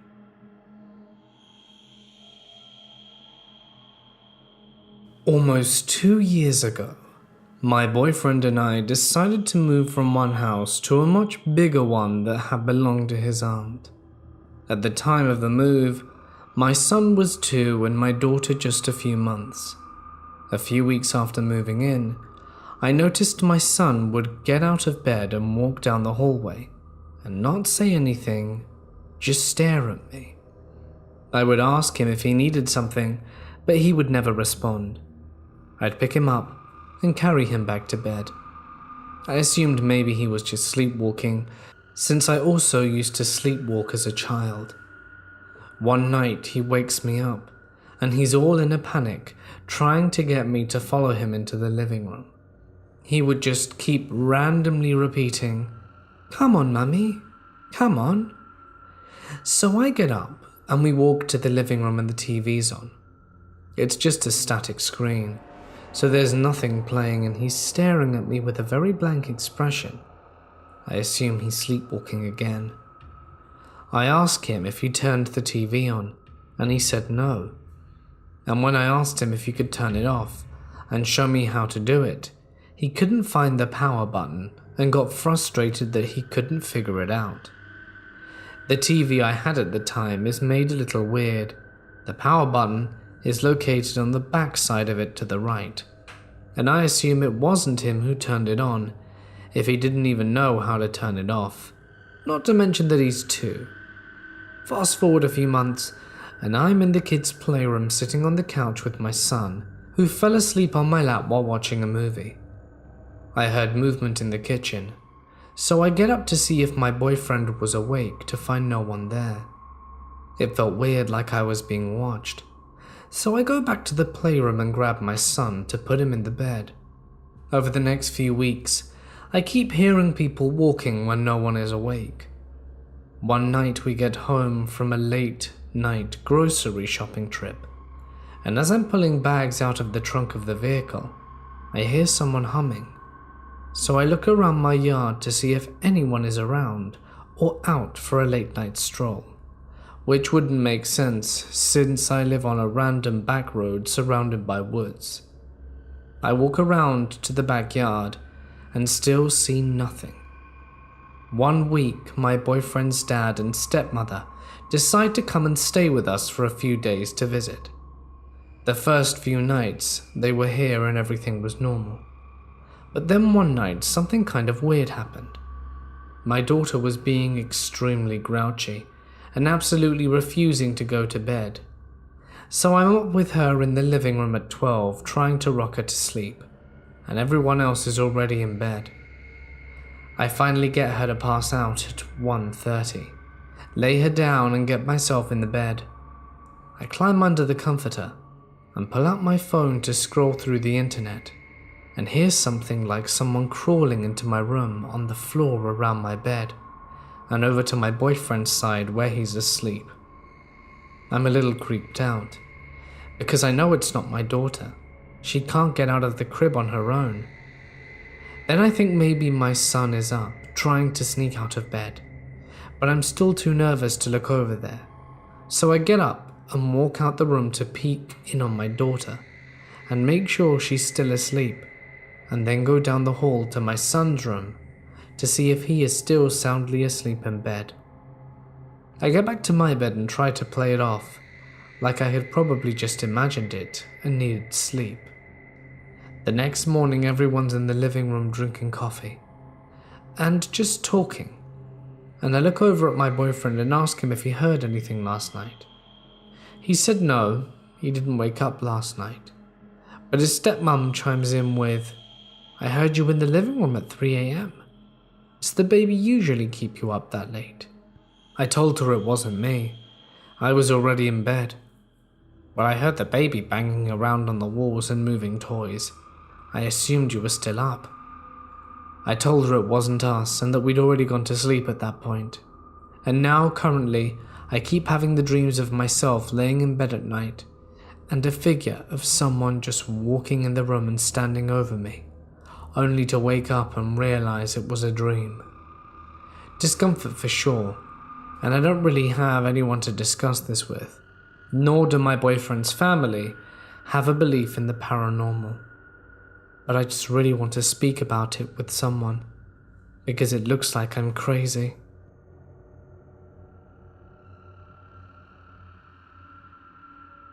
In high school, I was finally on a first date with a hot friend of mine. We went parking on a remote gravel road, beautiful summer night, full moon shining all over the tall corn. We were making out in the front bucket seats of my stick shift car, and I saw some shadows dancing across the front. She looked up from kissing and then looked out her window and started this blood-curdling scream. I looked up in time to see something duck down from the window. She then yelled, "There's a man out there!" I told her to roll up her window, and in one quick motion I started the car, shoved it in first and dumped the clutch. We were so hyped that the car just sat and spun out in the gravel through second gear. We finally calmed down enough to drive back to town. I knew the parking was done for the evening, and after taking my extremely distraughted friend home, I caught up with a carload of my buddies. After relating the story, we were all ready to go back and kick the dirty bushwhacker's ass. However, all we could see in the vicinity was the farmer's large German shepherd sniffing around in the ditch. I was thinking, no way. Sure as hell, the next morning, I was looking over my car, and you guessed it, large paw prints on the passenger door. I bet she scared that poor dog as much as he scared her. We laughed our asses off to this day. Guess it wasn't a ghost after all.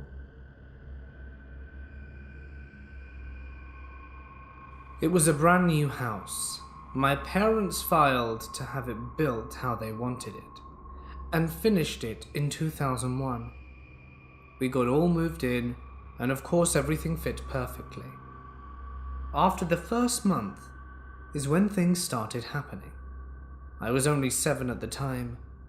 My first experience was my mum's, where she would walk out of the room and the TV would turn off, and she would come back in and it would turn on again. But with our old TV, you could hear the piercing buzzing sound shortly after it turned off. Later that week, she heard the volume turn up with one particular song. One of them was her favorite song, and that's how she picked up on it. The first sign she thought there was a ghost is when she set my 1-year-old sister on the bed while she was crying so that she could change. As she turned around, she heard a very clear female voice consoling her, claiming she specifically said, "It's okay, honey, it's all right," in a very motherly way. She passed it off as thinking what she would be saying to her if she weren't having to change. But my sister had calmed down. Then one day while in the kitchen, the TV was turning off and on again, and she got irritated and said out loud, "Okay, if there's someone in here, give me a sign." And not a second later, the cap off the milk jug screwed itself off and fell from the opposite corner to in between her feet. She freaked out and called my dad. My dad's only experience with her is when he saw some wispy shadow thing he described and said it was a girl. She would stand by him, either at the foot of her bed or by his side, and watch him. One day he woke up to her and finally said, "I can see you," and immediately disappeared. He also said sometimes he saw her walking around and would say the same thing happened when he told her that he could see her. My experience is when I pulled out the drawers to an old dresser. I couldn't put them back in, so I left them out, and came back to the clothes scattered all over the room. I tell my mum, she goes into my room and says out loud, "You can look, but at least put them back." Left the room, came back in later, and the clothes were put away neatly. My older sister's experience is the most interesting.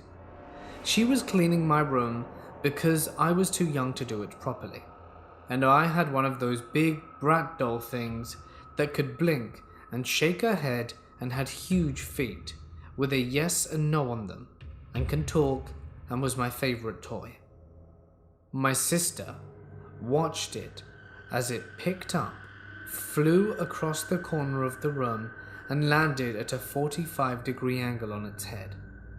Obviously at the time she explained it like this, and she ran screaming, and my mum comes inside and the volume of the radio turns up when she saw she was screaming. We've done research on the piece of land we own, and no one in the neighborhood has had experiences in their house. Turns out the whole place was a Civil War plantation, and our house was in the epicenter.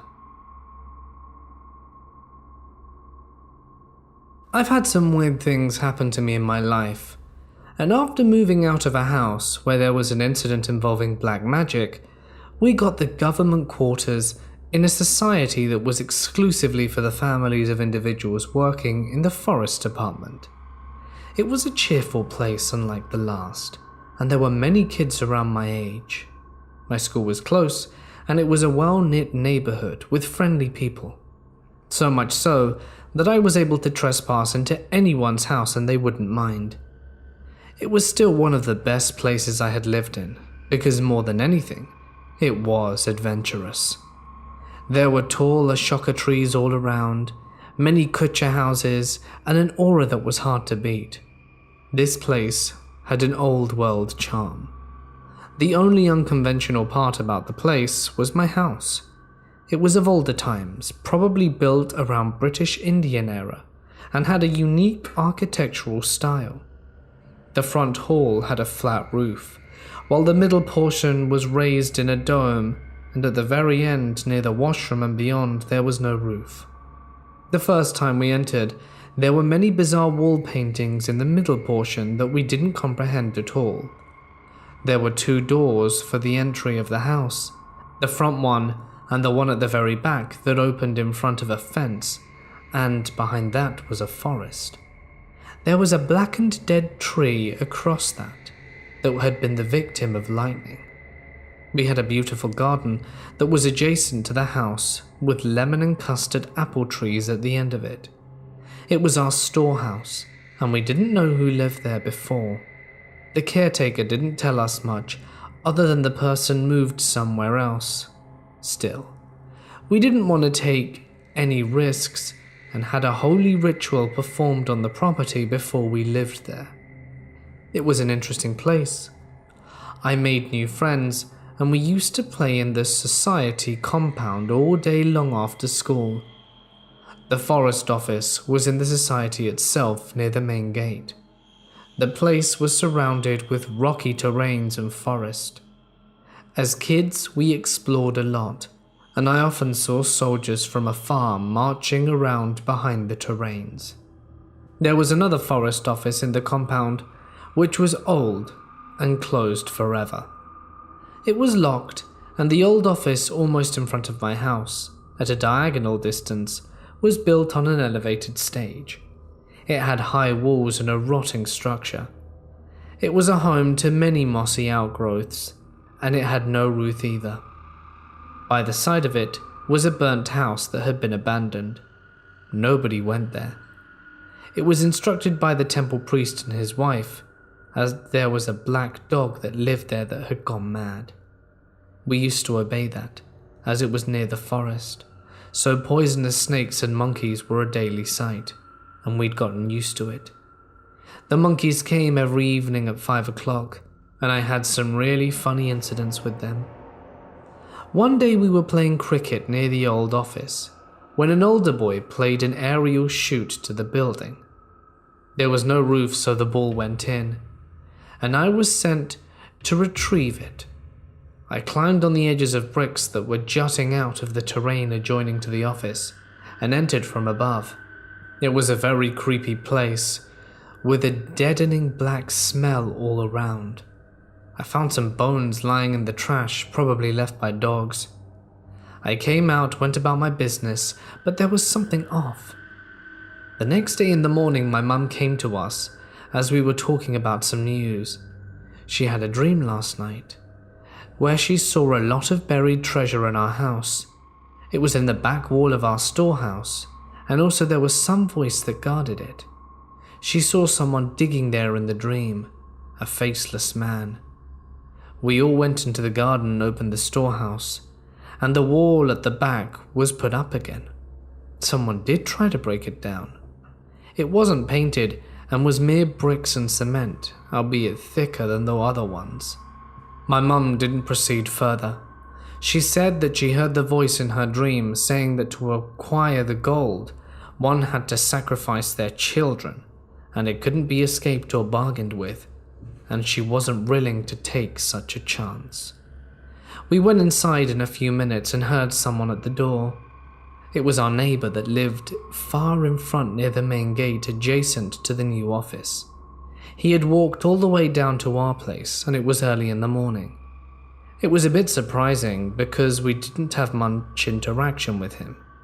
He had a confused expression, and he saw my mum and aunt and said, "You'll find this funny, but I had a dream about your house." He told us the exact same dream that my mum said, and even the same location. It was very strange. While we were all talking, we saw another girl walk towards us. She lived near the terrain, and to our surprise, even she had the same dream. Everyone wanted us to investigate now, but Mum was in no mood. One thing that she wanted to do was know about the place. The caretaker was questioned, and he revealed that the person who lived there was of Anglo-Indian descent. He lived here some 22 years back and was a treasure explorer. He knew of the treasure in this place and tried to search for it. It was said that he sacrificed his own son to get the wealth, but wasn't able to bear the guilt and went crazy and disappeared. The broken wall was put up by someone at night the day he disappeared. No one saw who did it. The man had murdered his son right in front of our washroom in the last section that opened near the forest. It gave me shudders, because there were frequent power cuts in those days at night, and I used to take long showers at midnight. The idea of something lurking and guarding the walls and adjacent treasure were enough to give me chills. We mutually decided to do nothing about it, and left town later that year.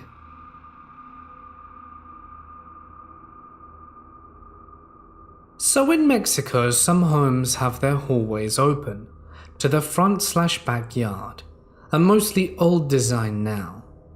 Back when I was around 8 years old, I went to Mexico to visit my grandparents for the summer. It's a ranch house, and they have horses, cows, and turkeys. Every time I go, I sleep in this one room that's separated from the main house. Imagine a courtyard, my room on the east side of it, and the main house on the west. And running from north to south in the middle is my grandmother's garden, fenced off so that the chickens won't come in and destroy it. The entrance to the inside of the house is on the west side of the courtyard through the main house. It had a heavy wooden double door, and one night before we went to sleep, we usually pray, and that night, my cousin did not want to teach me about a certain prayer, so I got upset and wished him bad things. At 3 a.m. we wake up to the sound of a horse walking on cement. I look out the window that's facing the courtyard and it's dark. For a second, I thought the horse got out of the corral, but the dogs would have been barking. The noise of the hoofs stomping on the cement got closer, and all of a sudden we see 2 red dots moving while the horse is walking, and we jump under the covers and start praying. The next morning, I asked my grandparents if they had heard the horse walking sounds. They said no and asked why, with an "oh shit" look on their face. I told them that we heard a sound as if a horse were walking inside the house in the courtyard. "Ah, the legend," they reply. According to her and the town, there is a trail in the mountains just a few hundred feet from where my grandpa's home is that is not very traveled because, as they call it, it's the Devil's Trail. He roams about on it with his horse occasionally. So yeah, I'll never forget that. The legend might be false, but the sound of the horse walking inside the house and seeing red lights move in the dark is real, as 3 of us witnessed it. This happened when I was in Cub Scouts. We were on an overnight trip to an old naval destroyer and submarine. But we were sleeping, and of course I had to wake up. I thought I heard something like one of the doors opening, but it could have been just my imagination. But after, I looked to my mother to see if she was okay, because I was scared, and then I swear I saw an orb float in front of her. I then freaked out and covered my head with my sleeping bag and passed out. On a later trip, it's said that the place had been found to be haunted and investigated by ghost hunters, so maybe I did see something.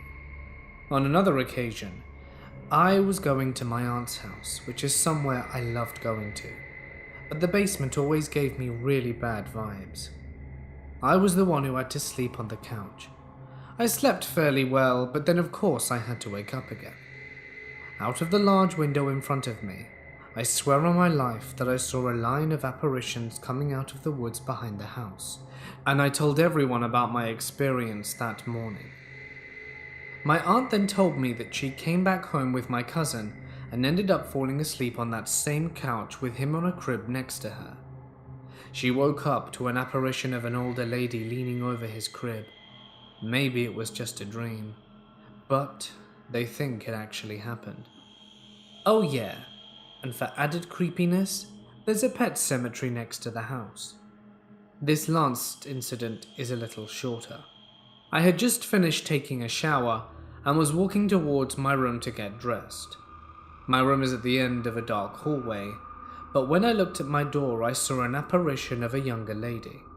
She was looking at my door. I got scared and ran downstairs, and when I finally got the courage to go back upstairs, of course the apparition was gone. This happened in the early hours of a fall morning. My boyfriend and I had to sleep in separate bedrooms, as the mattress in the room we were using previously was hurting his back. It's important to note that in these rooms, they are next to the porch, so someone could knock on our window, for example, which is exactly what happened. My dad startled me when he came up to the window. He was trying to scare me, obviously, and he said, "What are you doing?" So my dad succeeded in scaring me. I know he's obviously come to pay a visit, so my boyfriend, who heard him as well, and myself, walk the small distance in order to get to the front door. We open it together and are greeted by no one. We look around and call for him, but he doesn't reply. So that's when we start getting weirded out.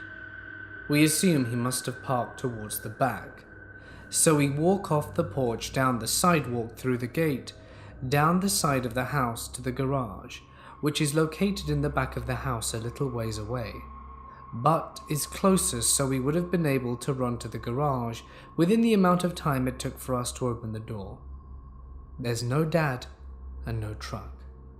We think that maybe he's hiding on the other side of the house or parked outside the gate. But that's very unlikely, as we would have heard him. So we resort to calling him. "Hey, where'd you go?" I say. He replies, "What do you mean? I'm at home. Linda took my truck to work." Linda works a few hours every morning, and that was indeed the case. She was out.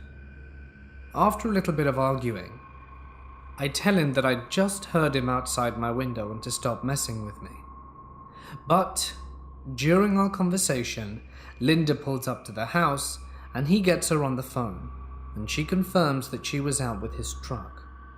He tries convincing me that it was other people, but I'm telling him I know what he sounds like and looks like. The weirdest thing is, my boyfriend heard it, and I saw and heard him. I have no idea how to explain this. How to explain that I saw his doppelganger. Has this ever happened to anyone? Or does anyone have any ideas on what it could have been? I'd love to hear your thoughts. My flatmates and I moved into a gorgeous house 2 months ago. Roughly 2 weeks in, we started hearing boot steps in the hall and on the front porch. We are in close proximity to the neighbors, but I doubt it's them we're hearing at 3, 4, and 5 a.m. Since moving in, I feel like I'm being watched when I'm in the shower. Just over 2 weeks ago, I was laying in bed watching videos on my phone when I felt something tugging at my charger cable. We don't have any pets, and ever since then things have gotten progressively worse for me. I hear muffled voices outside my room at night, and I've checked them out on plenty of occasions, and there's no one there. And I can't hear anything from the neighbors either. On a night that I find myself home alone, i.e. without my boyfriend, I tend to have quite explicit dreams, though never with my boyfriend, and I wake up feeling guilty. If I'm at my boyfriend's though, they're always about being chased or messed up houses with traps and not being able to get away. When I'm home, I wake up with bruises that were not there before when I went to bed. I had one on my inner thigh, both. Some on my upper arms, just blotches of bruising. I know I can be clumsy at times, but I know if I've hurt myself. I pulled an all-nighter just over a week ago to do some work for a website that's launching soon, and I saw someone's head and shoulders around the corner from the dining room at about 5:30 to 6 a.m. Only one of the flatmates was awake. I asked if it were him, and he said it wasn't. Last week, I went to pull the lounge curtains because there was glare on the TV. I had my door open to air my room out because I'd been away for a few days. I saw the palm of an androgynous hand waving at me. I told my flatmate, and he said that they were going to check it out. We stepped into my room, and we were instantly freezing, breathing fog and all. It doesn't feel like my room anymore, it just feels wrong. That night, I decided I was sleeping on the couch in the lounge, but come roughly 5 a.m., just as I was drifting off to sleep, I hear something tapping at the keyboard. All our computers are in the lounge, or we would never see each other because of work schedules, and I was the only person there, and as previously mentioned, we don't own pets. My computer was off though, so I couldn't see anything. However, it was staying on at night with a blank document open. All of this means I'm having a lot of trouble sleeping. And then just now, I heard 4 rather heavy raps at the window. I really don't want to look, and I'm not going to. I know there's something wrong in this house. So things at the new house have still been going on, and in some respects are picking up. The other day I left my phone on my desk while I went to the bathroom. When I returned, I noticed that my phone was half removed from the faceplate, Everyone else was either asleep or at work at this point, as the flat comprises, for the most part, of night shifts. About a week later, I had gone out the front door for a cigarette, as there was a pretty decent storm blowing, and the backyard offers no protection in a southerly. I had locked the door behind me when I came inside, because I was the only person home. Just over an hour late. I heard the front door open and close, and I went out to greet whichever flatmate had come, thinking that someone had finished work early, but I couldn't find anyone in the house, and the front door was now unlocked. About 4:30 the following morning, I was sitting at my computer in the lounge when my right shoulder got very cold. I peered sideways at my shoulder and almost noticed that a single strand of my hair was bouncing up and down, almost as if someone was pulling a pig's tail. I spent a few weeks away from home, and last night was my first night back in the house. At 1 a.m. today, I went to go to the bathroom before going to bed. As I pushed open the bathroom door, I saw a black, shadowy figure standing by the window. I thought nothing of it, as I was half asleep. But as I went to sit down, I noticed that the bathroom scales were going through the tarring process. These are electric scales and have to be stepped on to turn on. But ever since you move, they have to be lifted slightly for them to register that you want to use them. After questioning the flatmates that were home at the time, I found that no one had been in that bathroom previously to me. And seeing that I use the scales regularly, I know that they only stay on for about 30 seconds after use, or 15 seconds if not being used after tarring. At midday today, I went to the loo, then decided I would shower as I needed to wash my hair for the weekend. I went to get my towels and hairbrush from the sleep out, and when I came back, I went to turn the door handle to quietly close the bathroom door behind me, so as to not wake up my flatmate in the next room with banging doors after his graveyard shift, only to discover that the bathroom door had been locked. I'm thankful I hadn't completely shut the door behind me, not even 5 minutes previously, seeing as it was only he and I home. I hadn't worried about locking the door while using the loo, and also while I was showering, I noticed that a leg to the onesie that was hanging on the back of the door was sort of jerking around at odd intervals, but none of the towels or my gowns, which were also hanging on the door, had been moved at all. The weird dreams are still happening, albeit less frequently, while I was at my sister's place. This place still feels terrible. I sleep with my light on, and documentaries playing on YouTube on my phone. But thankfully, I haven't woken up with any new bruises in the last few weeks. My parents built their house several years before I was born, and the lot they chose to use had a house that had long since fallen down on it. When building, they had to fill in the old well, and while digging the foundation, they found old plates, cups, and bottles, some of which they've actually kept in their china cabinet. In the 20 years that I lived there, strange things would happen around the house. Household items would go missing, later to be found elsewhere. My father told us that he heard someone talking upstairs one night when he was there alone. Lots of odd and weird things.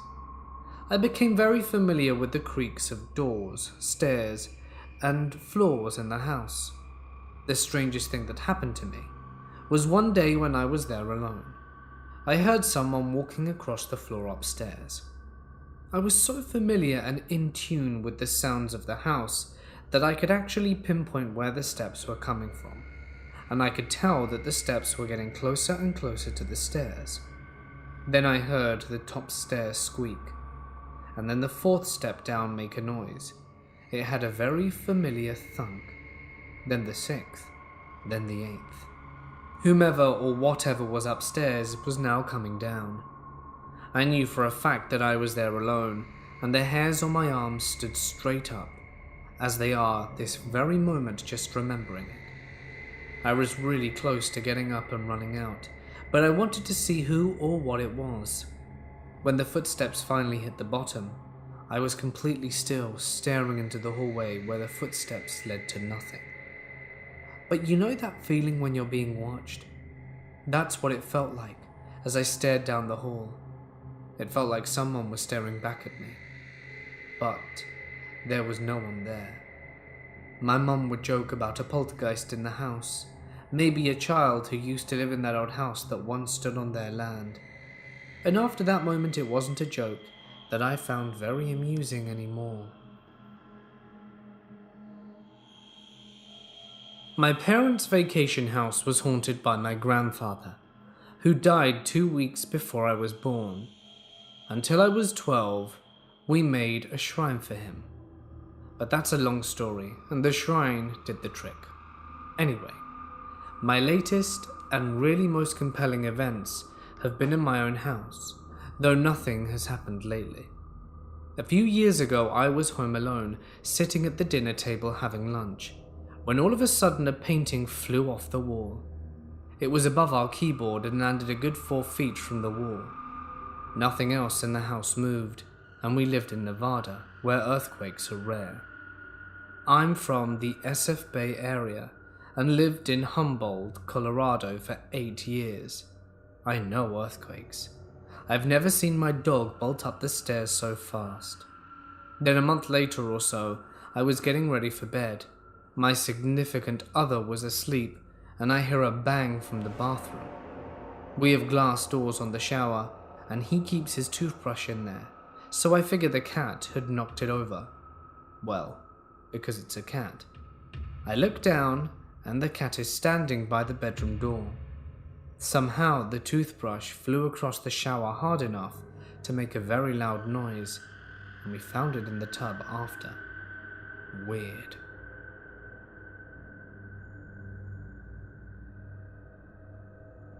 This was late November of 2012, and I was doing an install in a winery in Northern California. It was a long day because we were working out of town, so we worked late to get it finished in one day.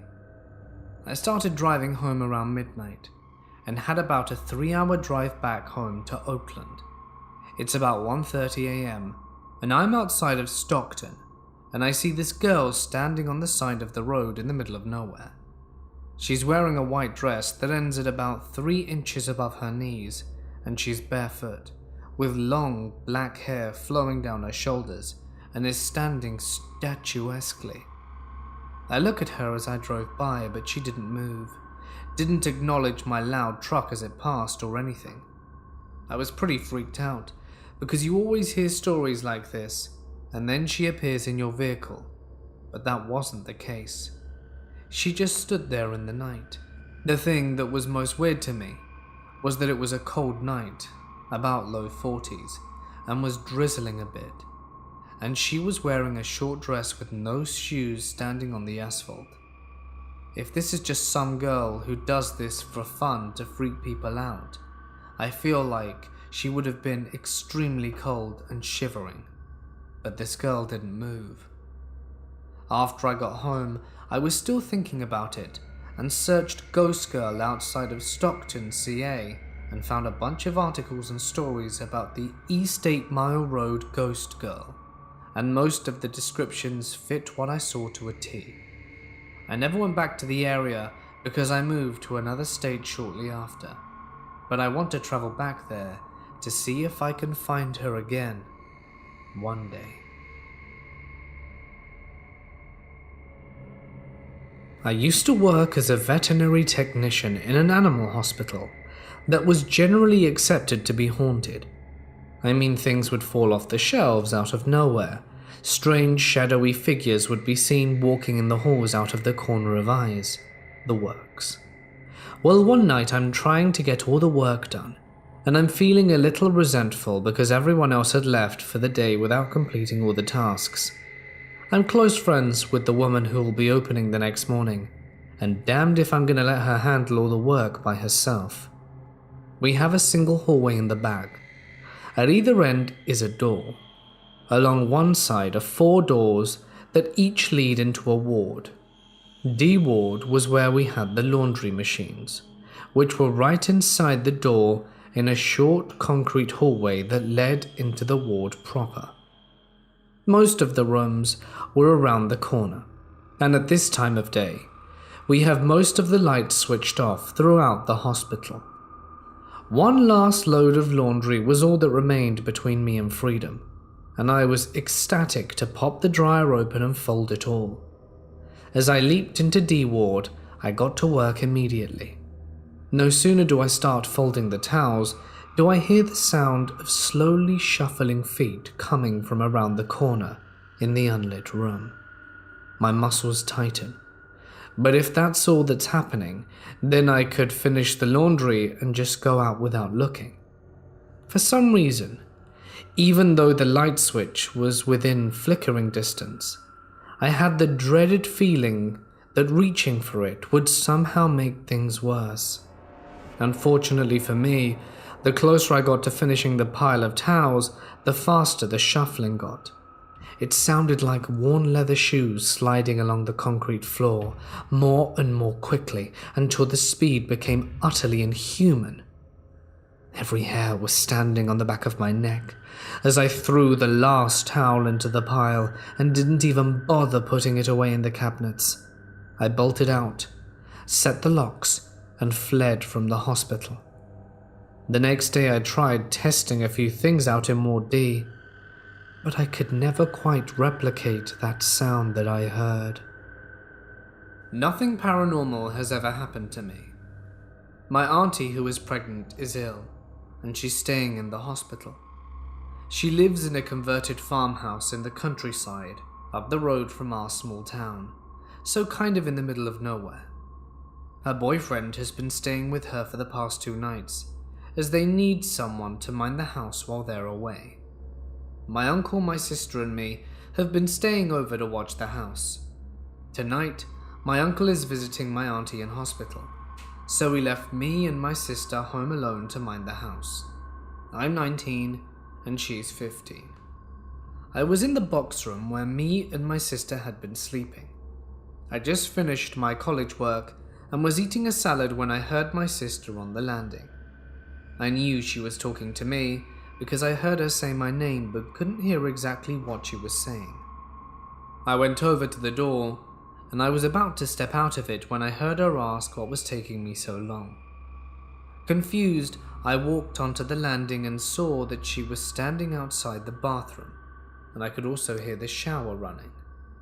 I asked her what she was doing, and I saw her jump out of her skin and turn to look at me. She looked really confused and asked what I was doing. I asked her what she was doing outside the bathroom with the shower running, but she looked at me in confusion and said that I turned the shower on. I told her that I'd been in the room for the last 2 hours doing work, and I literally watched her turn white and run up to me. I asked her what was up, and she said that she was downstairs watching telly when she decided to go and have a shower, but she already heard the shower running with the door closed, so assumed that I was in there. She peels through the gap in the door and saw the shadow of me moving around behind the glass of the shower. The glass is tinted, so you can't see any figures of the person.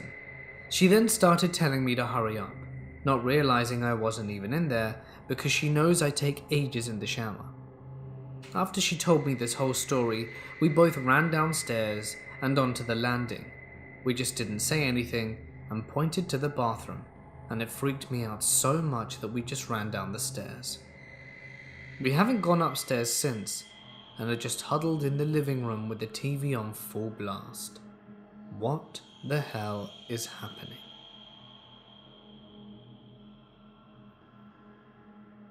My wife and I used to live in this run-down duplex. Through the front door was the living room connected to the kitchen, with a hallway that went out to the rest of the rooms in the place. One night, I was walking back to our bedroom and looked up to see a man with a faint blue glow wearing one of those old-time railroad outfits. I could see him in my peripheral, but when I went to focus on him, he was gone. Now, this is really unsettling for me, because my grandfather had died not too long prior, and he used to work for Frisco. So I moped back into the living room, thinking that I was just upset with having lost him, and that my imagination was playing tricks on me. Well, in walks my wife from our room down the hallway, and she's a shade paler than usual. I ask her if she's alright, and she just kind of shakes her head. This is gonna sound crazy, but I just saw a guy with glowing blue eyes wearing this weird uniform, kind of like what you see in the movies for guys that used to work on railroads, and my jaw hit the floor. Neither of us were really freaked, even though we were a little startled, but my grandfather passed away before I was with my wife, and I never told her what he did for a living. A few days prior, my wife had drawn a salt line at the front door to keep slugs from coming into the house. There's a bonus creepy factor. I lived in a farm around 4 years ago. From the moment we moved there, I could tell something was wrong. I felt uneasy in there, as if there was something constantly spying on me. A little detail about the place and situation. We didn't technically own the place. It was borrowed from a woman that was trying to sell it. Call it a demo. So we didn't have access to the house and slept on the wooden storage house. The farm itself was like this. There was a barbed wire gate that you manually had to move in the entrance, and in front of it was an open empty field with one of those outside washrooms to the right. Passing by it, there was a small group of trees, and then the place where we slept. Passing that was the actual house to the left, and then the forest. In the forest entrance there was a tree with a ripped plastic bag tied to its branches, meaning the bag had been tied there for a while. It was still small, and people used to do that here to make marks or something. And right in front of it, there was a mound. Someone buried something there. I moved there with 4 dogs, plus the dog that already lived there that we took care of.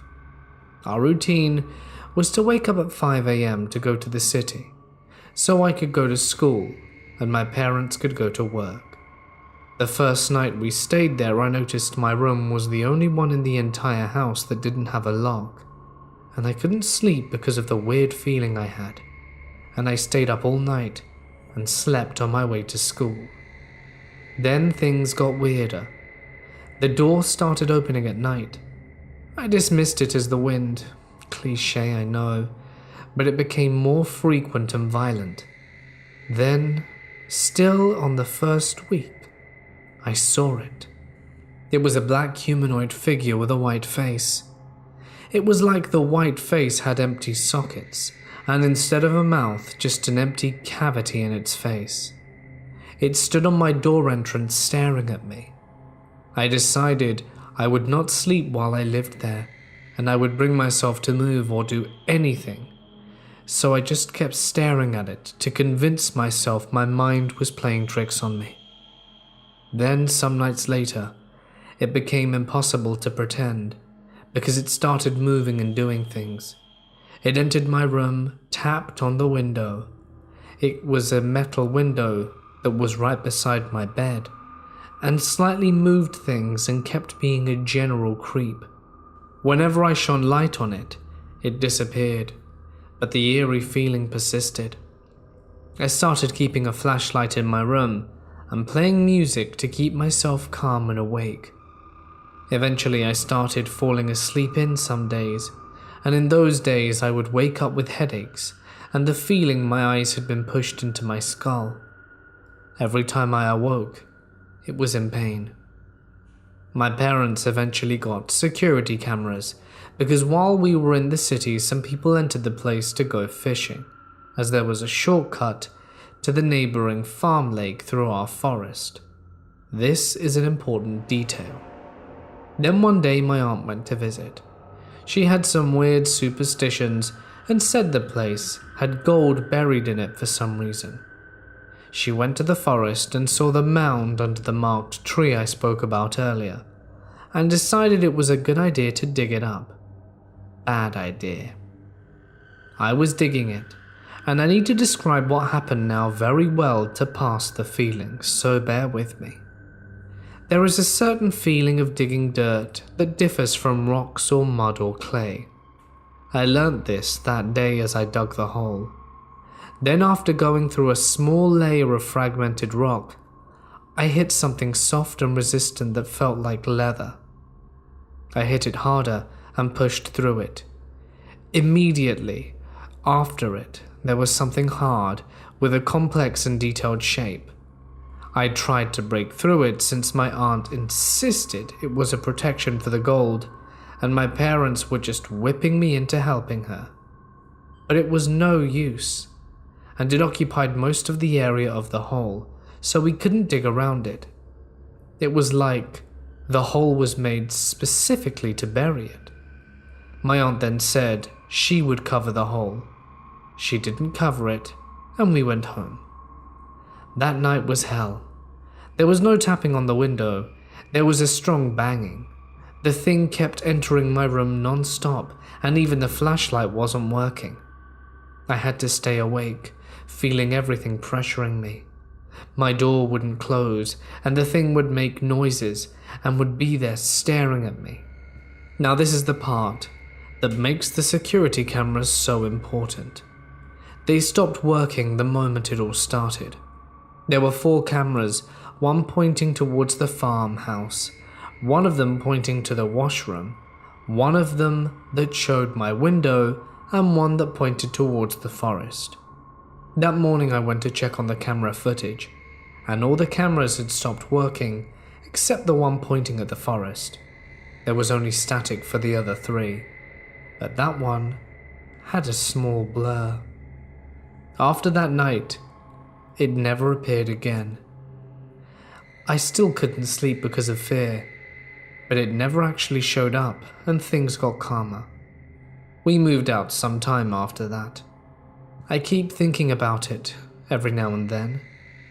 4 years later, it was too real, and there were things that were noticed by other people too. I especially keep thinking about the thing we hit while digging, and how that night was the worst. I keep asking myself if we found a body, or some haunted object that was hidden. I used to go exploring abandoned places with my friends. The weirdest experience was at this abandoned amusement park we went to.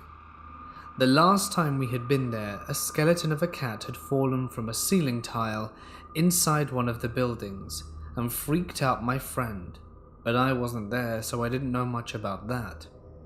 But this park has a long walk to get to the entrance, and the gate has been bent just enough so that you could step through it at a right angle.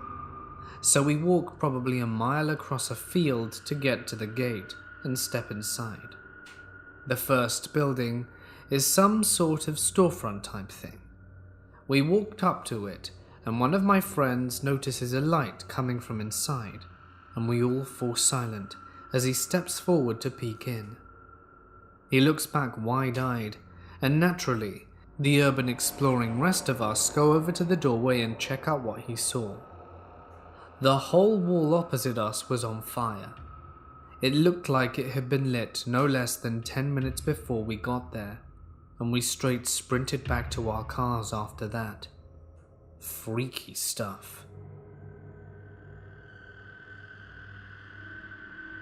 I sometimes have precognitive dreams, like my father dying, only to have him fall off a roof and shatter his pelvis and die almost a week later after having the dream. The one that gets me though is the dream where my girlfriend and I were walking through the streets of New York City. Well, it was a world of white, but one New York City building was in this space. A large crowd with their eyes to the sky.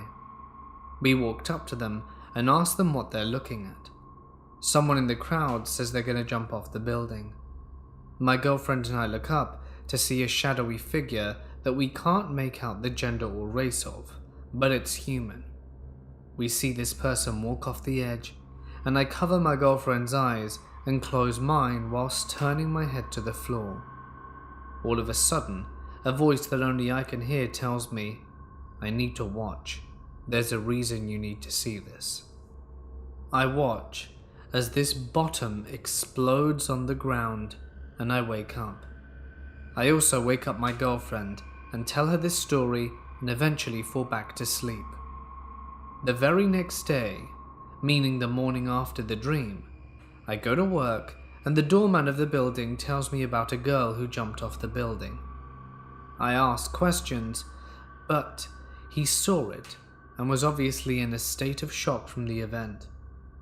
I go home and find out it was an old high school classmate I knew.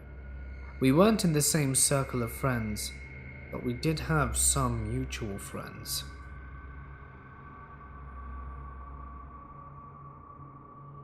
Senior year of college. My best friend Emma and I are living together in an apartment. Just us two in a 2-bedroom. One day, the key to our mailbox that she swears she remembers putting at our table by the door disappears. She had an important piece of mail coming later, so she'd placed it there specifically so that she could run out of the mailbox when she got home from class.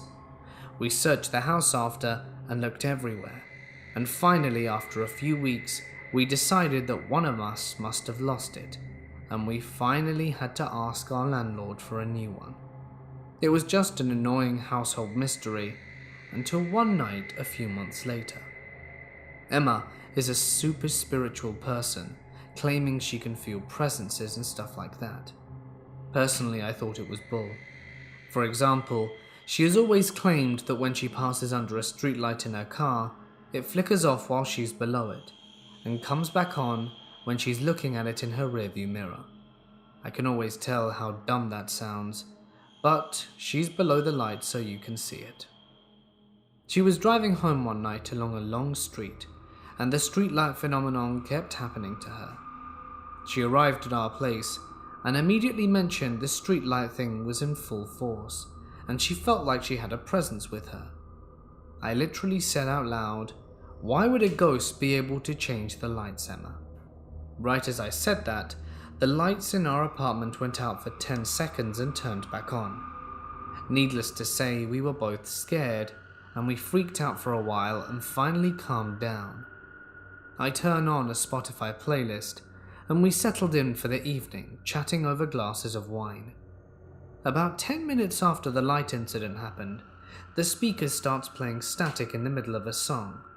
I'd never heard this speaker have this kind of problem before, and hasn't had it since. I rushed over to turn the speaker off, but the static stopped abruptly, and my phone randomly put on a different song from my playlist. Before I reached the speaker, I had chills again. The new song was called Ghosts. We finally calmed down enough to go to bed and wake up the next morning. A friend of ours comes over and we're making a little brunch. My friend is throwing cinnamon rolls in the oven and asks us, "Why is there a key in your oven?" The mysteriously vanishing mail key was literally balanced across the rack in the oven. Not on the bottom of the oven. This tiny key was sitting on 2 wires in the oven perfectly. Literally, there's no way it could have just fallen and landed in there like that. It had to have been put in there purposely by someone. We moved out about a month later, but there were no more surprises. I'm still a huge skeptic, but even I have to admit that I can't explain the events of that night and morning. My mother moved into a rental home recently. I always thought something was off with the person that we were renting from, because they were very quiet and always eyeballing the rooms of the house. After living there with my mother for a few months, here are my paranormal experiences. My parents are divorced, So when I stay at my dad's for 2 weeks, my mother goes to her 40-acre property with my stepdad. Occasionally I will stop by at the rental house to grab stuff or play computer games.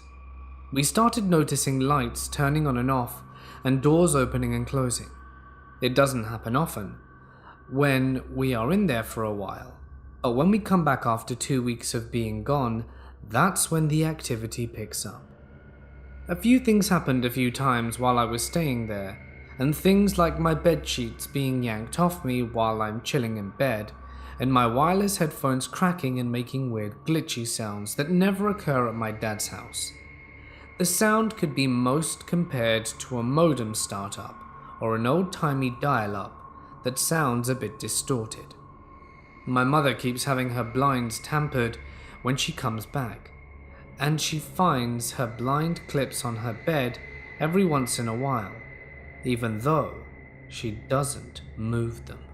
Her toilet seat occasionally is left upwards randomly, and it's neither me or my brother or stepdad, as none of us are around or even use her bathroom.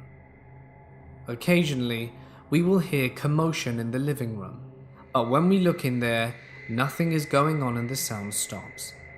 One night, while I was writing my paper for one of my college classes and working on my computer afterwards, a hammer and screwdriver were thrown into the garage floor while I was upgrading my PC components. Shortly after, I heard rustling in the direction of our bedrooms and found mine and my mother's bedsheets rustled up.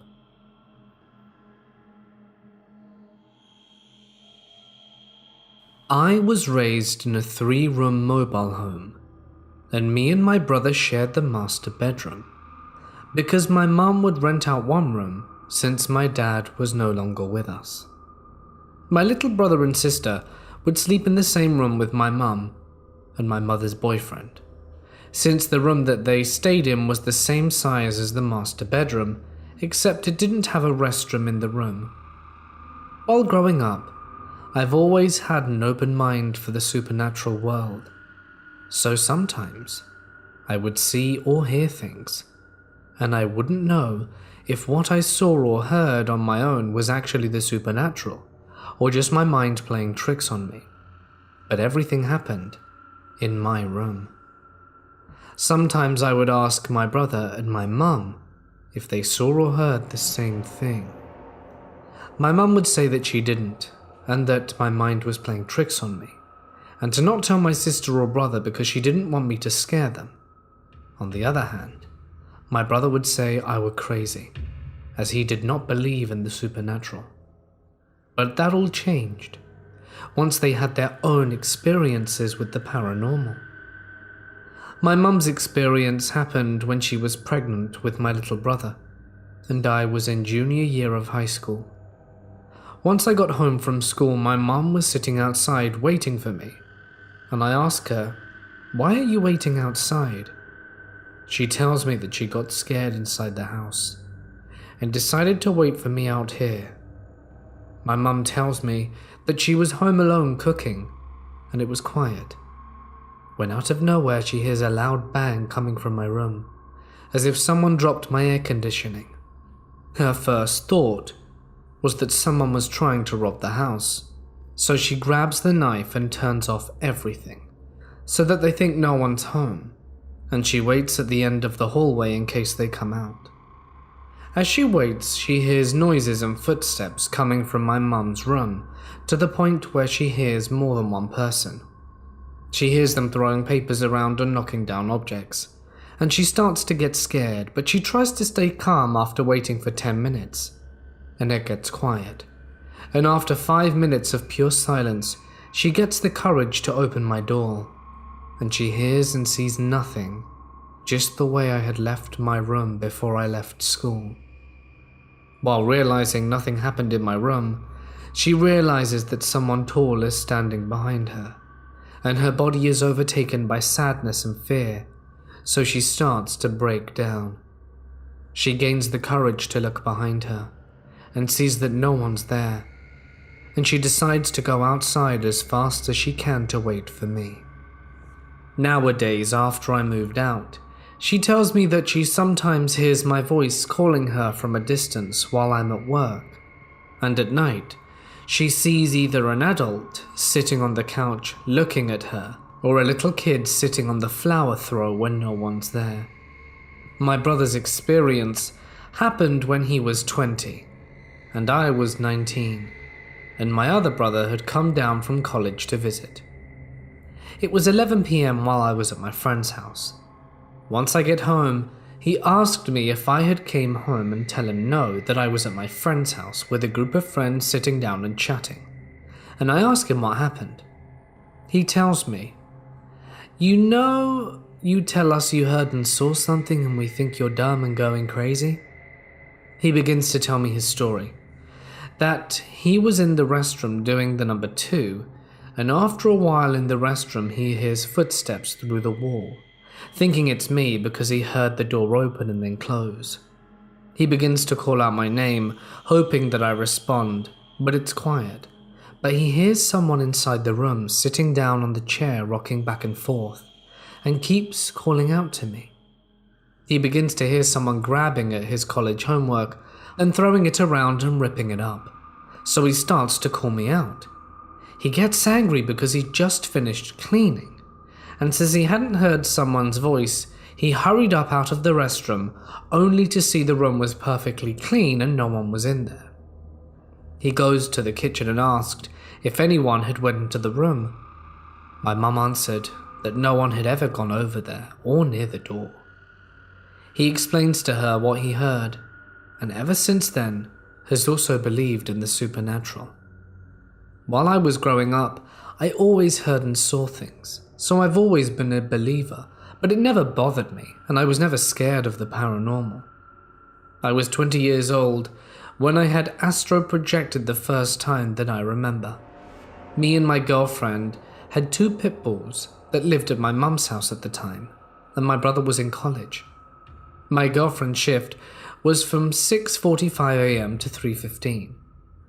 In my case, my schedule was all over the place, so my sleep schedule was messed up. But one of my shifts I worked at night, so I would arrive home at around 6:30 a.m. When I get home, I usually let my mum know I'm going to bed, so she doesn't begin to worry about where I am. As I'm getting ready to sleep, I face the edge, because if I face the wall, I feel someone's presence standing behind me, especially sitting down on my chair. I was asleep. I rolled over, and it turned out to be that my spiritual self had rolled over instead of my physical body. I rolled over and was able to see myself asleep, and the moment my girlfriend walks in and says, "Oh, you're awake," and I ask her, "You're home early. Your manager let you off early?" "Yes," she replies.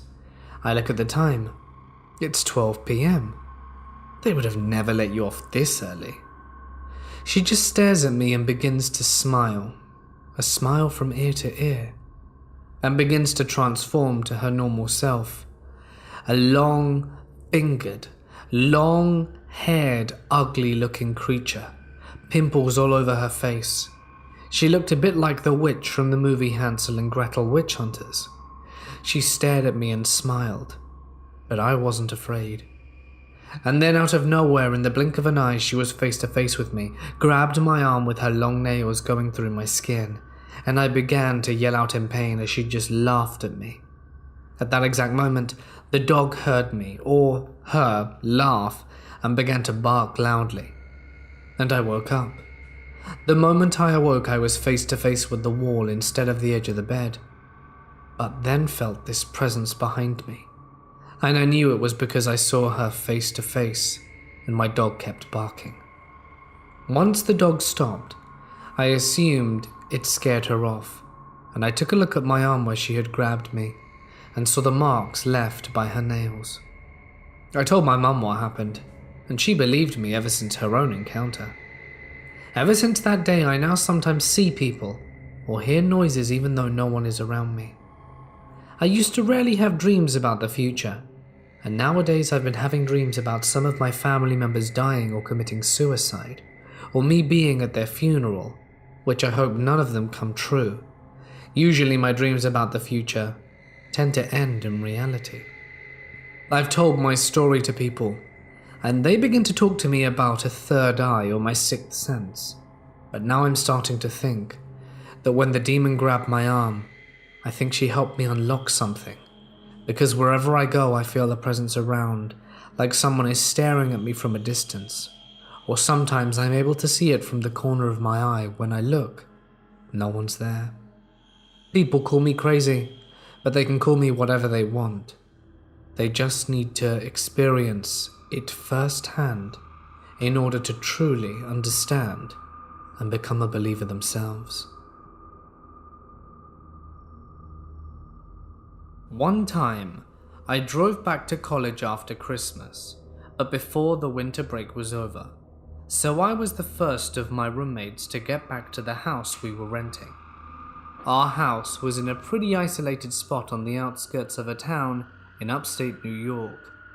I pulled into the driveway behind the house and went to the trunk and grabbed one of my bags and then ran inside, because I had to use the bathroom badly, as I'd been on the road for 5 hours.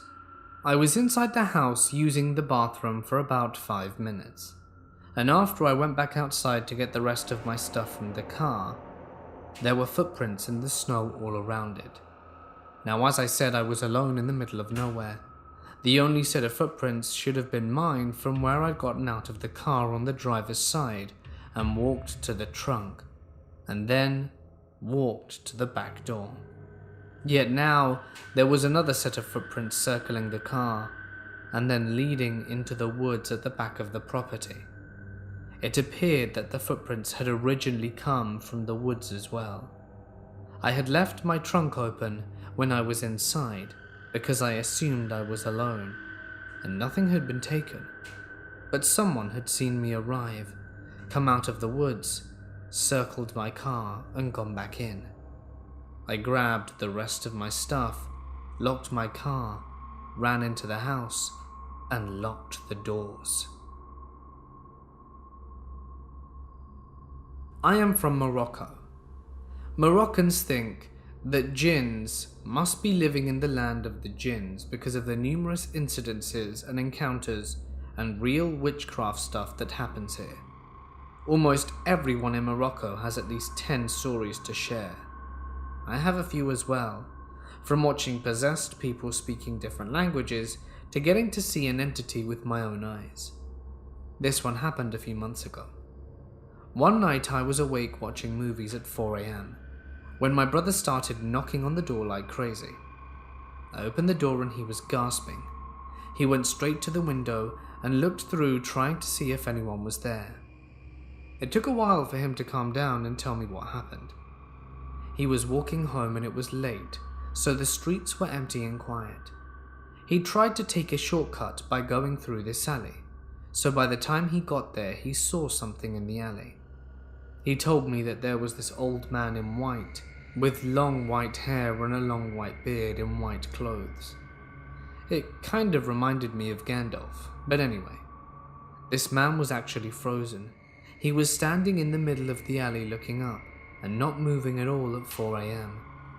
My brother stopped and stared at a distance, and suddenly this guy turned his head so fast and stared back at my brother, and he had no facial expressions when he began running towards him.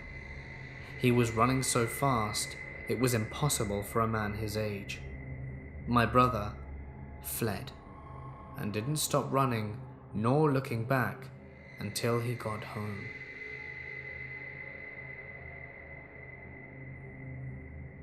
My grandfather was a truck driver and taught me everything I know about driving, especially in snow. I used to work at a drugstore, and one night I was closing another store in our chain, and we had a snow squall that unexpectedly dropped a few inches of snow in our area. I wasn't very familiar with the area, and I had my mum's car, so I wasn't used to that either. The snow was still coming down, and I couldn't see. So I was creeping home and panicking as I saw cars spinning out all around me. All of a sudden, I saw a light in my passenger side view mirror, and I turned my head and sitting in the passenger seat plain as day, I saw my dead grandfather. I heard him say he knew that I was freaked out by the snow, and then I heard his voice rattling off all the things he taught me about driving in the snow. I looked back towards the road, and he was gone. It was a calming experience when I saw him, and it was more, "Okay, Pop's here, I'm okay," instead of, "Oh my god, you're supposed to be dead." And I stopped panicking and got home without a problem. It was most likely just my brain or eyes or whatever playing tricks on me to get me to stop panicking. But to this day, it still freaks me out.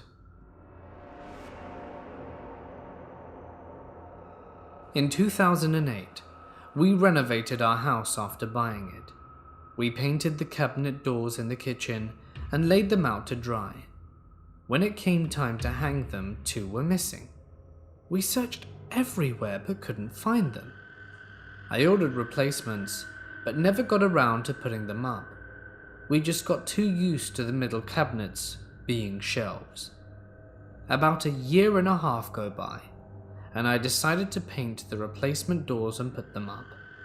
I painted them, then got busy at work and never got around to putting them up. Less than a year ago, I searched everywhere looking for the doors. I finally found them in the attic, leaning across the access to a way that caused them to fall out of the attic when I opened the access. I cannot remember the last time I went into the attic before then. My wife can't even reach the access pull, so I know it couldn't have been her to put them up there. We've still not found the original doors, nor do we know how these got up there. Creepy.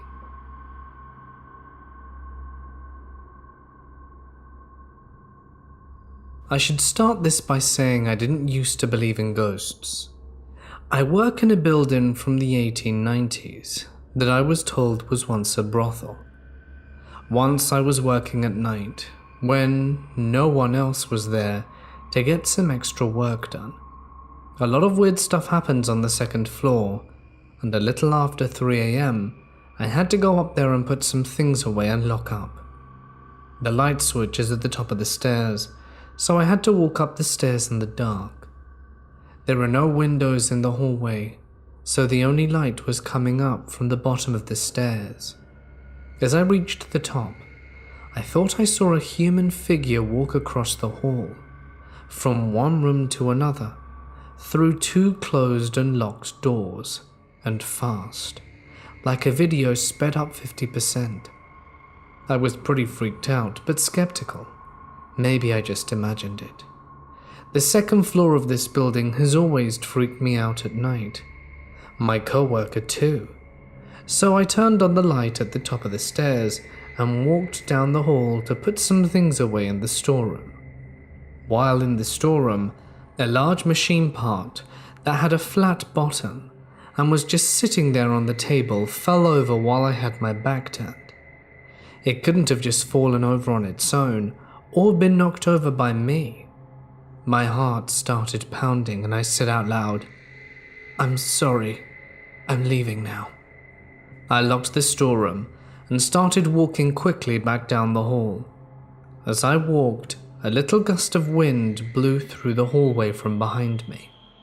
There were no doors or windows open to the outside anywhere in the building, and no one else was there to have opened one, so it wasn't the result of a natural pressure differential. I started speed walking. As I passed between the 2 doors where I had seen the fast-moving apparition, I swear I heard a woman's voice whisper my name behind me. I turned off the light and stumbled quickly down the stairs. Halfway down, there's a small landing with a door. I fumbled with the latch that held the door open, terrified to look back up into the dark hallway above me. I got the door closed, and as I locked it, I felt sure that there was something on the other side. I was panicking. I clocked out of there as quickly as I could, and a few days later I went up there before dawn on an opening shift, and I was talking to the ghost, or whatever it was, the whole time, apologizing for my intrusion and asking to be left alone. I felt crazy, but it was better than being haunted again, and everything was normal except I thought I felt someone lightly grasp the back of my shirt as I passed between the two doors. That was the last time I went up there alone in the dark.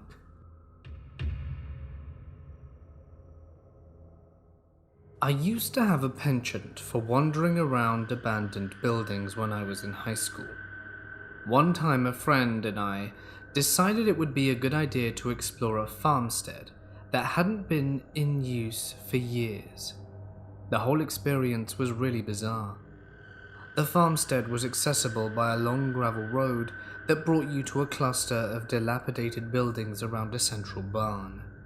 We parked at the end of a gravel road and turned off to the main road so that we could walk around the property and just pull out quickly later. We went into the barn first, and there were deer bones arranged in a circle around the skull, and a bunch of blankets and wood stacked in a corner of the room. We thought it was really cultish and weird, and noped out of there and began making our way back to the car. Halfway down the gravel road, we heard crunching, heavy footsteps, and someone screeching behind us, a blood-curdling scream. We sprinted back to my car and tried to peel out of there as fast as possible, but it had snowed the night prior, and my back tire was stuck in a puddle of melted snow. My friend was screaming because she was freaked out and wouldn't turn to look at the path behind us. By the time I had gotten the car unstuck, she turned around to see if there was something following us, but there was nothing there. It could have been a bird or something, but we both swear up and down to this day that something was following us. I actually thought I was going to die that day.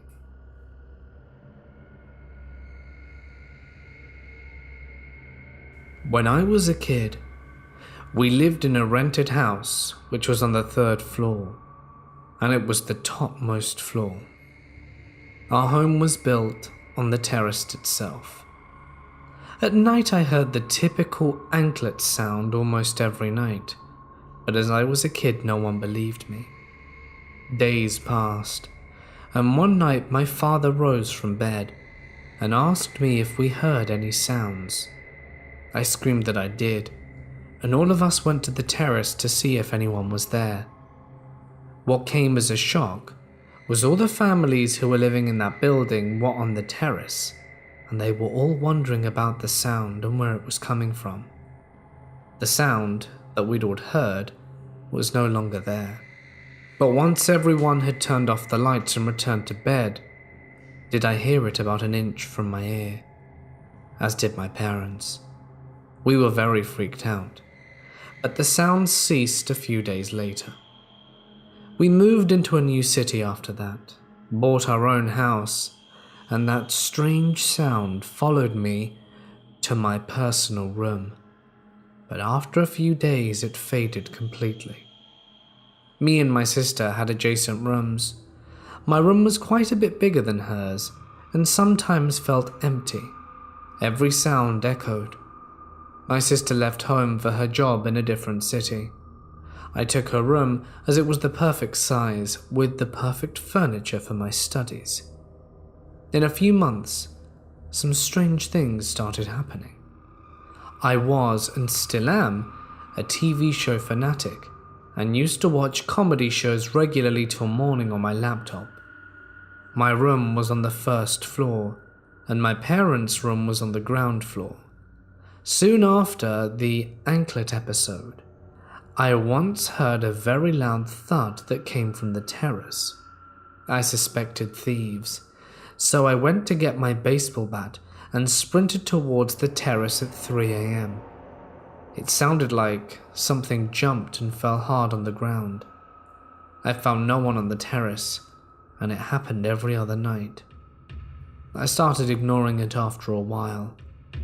Now, as the ghost was losing the game, I was no longer scared. So the ghost decided to play a new trick. Imagine this. Do this now. Press a switch on your electricity switchboard. If you hear the sound, you'll hear a loud tick. The on and off switch, constantly. Imagine 20 switches doing the same thing. How loud it will be in eerie silence. Every night this happened, as I slept in my sister's room. I heard it happening in my room, and every time I went to check I saw the fan moving and slowly stopped as I entered the room. I always, no matter what, always shut the washroom door closed, and every morning I'd see it open after an hour of me shutting the door closed at 2:30 a.m. Now I got comfortable with this. These things stopped happening, but the craziest part is yet to come. I started seeing numbers in triples. Sometimes we don't turn our gaze to the clock or unlock our phone just for the sake of it. The numbers started to appear together. I saw numbers in triples like 222, 333 and the like. It was driving me mad. The car in front, YouTube views, news, triples all over the place. People pass arguments that my mind wanted to see triples, and that's why I always got fixated on them. Maybe it was my subconscious, maybe it wasn't. But the story had just begun. Every day and every night, I'd wake up at 2:22 or perhaps 3:33 for 6 months. Sometimes I'd check my phone to see what time it was, and it would go from 3:32 to 3:33. Craziest part? I once woke up on the 3rd of March at 3:33 a.m. with my phone battery at 33%. I wish I'd have taken a screenshot. I looked it up. What was happening with me? I remember one more instance. The most dreadful incident of my life. Do you know the faces you see in your dreams? Or the faces you draw in your mind are not your own creation? You've actually seen those faces before, and your brain keeps repeating them. Now I was leaving for school, and I had a really scary dream.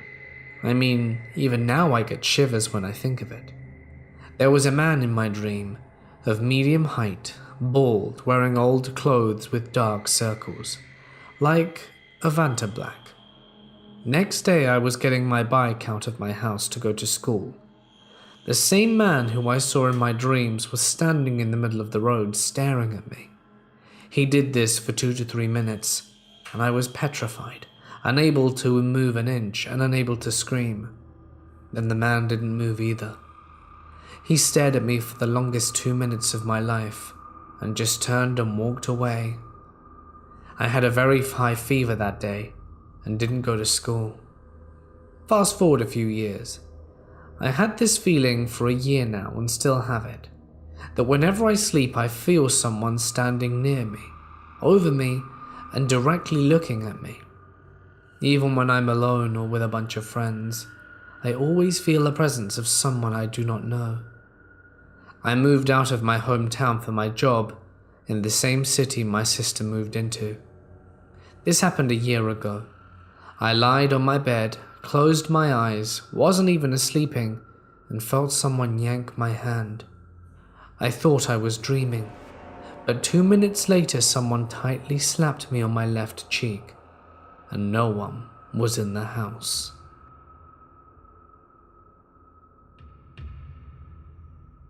My friend asked me if I would go to her house after work to feed her dog, as she would not be able to make it until 3 a.m. as she worked in a bar. I get to her house at 8:30 p.m. I have the key she left under the mat, unlock the door, and once I'm in I turn off the alarm and put the key in a white bowl by the door, and I'm 100% sure that's where I put it. I feed the dog, play with him for a little while, and when I went to lock up the house again, the key was gone. Just then the dog started furiously barking and ran full speed out of the kitchen and up the stairs. He just sat there growling at nothing. The feeling that eventually came over me at the time was so strange. I randomly burst out crying and couldn't stop. Eventually I calmed down, put the dog back in the kitchen, and looked for the key. It was literally nowhere. I ended up finding another key that worked, so I just locked the house and left. I told my friend, and she looked for a week, but couldn't find it. Then one day, the key was back in the white bowl. Due to my father's work, we were constantly chasing after his jobs, sometimes spending only a few months in a single location.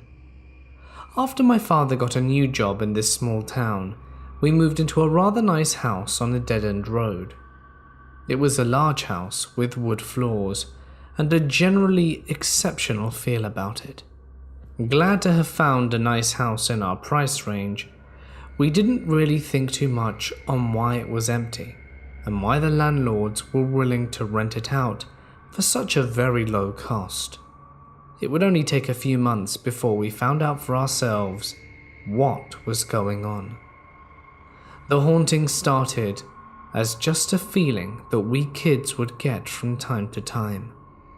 At first, it was just a general sense of unease, but this quickly escalated.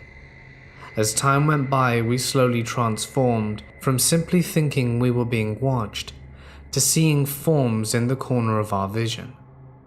The feeling of being watched had spread into the night at this point, and few of us were able to get a full night's rest. This continued on until we began to see things much closer to the forefront of our vision, and we had started seeing dark forms in the night, scaring us to the point that we'd all sleep on the same bed for a weak sense of security. Then we found the reason for the haunting. My brother and I were cleaning up an old closet that we had simply dumped a bunch of our toys into after we moved in. The bottom of it had a small wall marking into something of a built-in toy chest.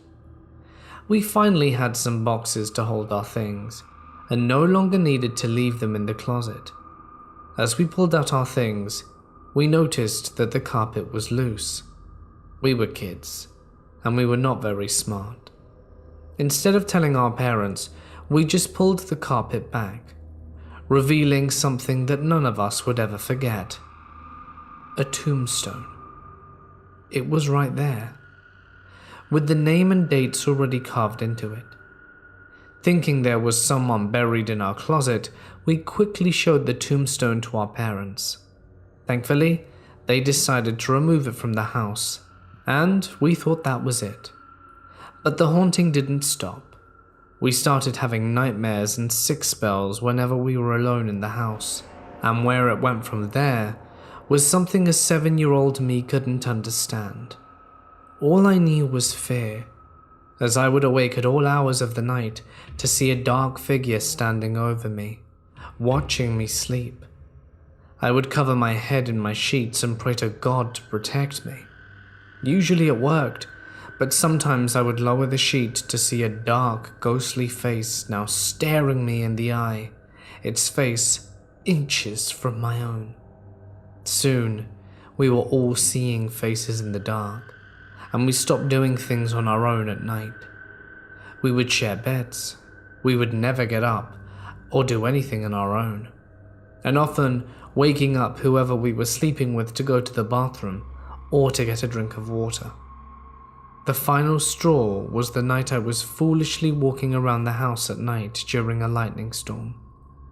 And as I was walking into my room, lightning flashed at just the right moment, and I saw a figure under my bed, staring at me with a grin that literally ran from ear to ear, its needle-like teeth bared for me to see.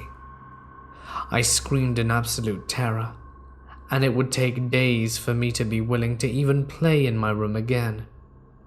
We removed the bed frames and started sleeping with our mattresses on the floor for protection from whatever it was that I saw. But the nightmares and sightings continued. Thankfully, my father's job moved to a new location, and we were able to leave that house. In just 6 months, we went from happy to having such a nice home to wanting nothing more than to leave it behind. I will never forget that horror, and it has left permanent scars on my soul. Even to this day, almost 25 years later, I still have nightmares about living in that house. God only knows what monsters were there with us. And just saying this out loud has left my heart pounding with the fear of that memory.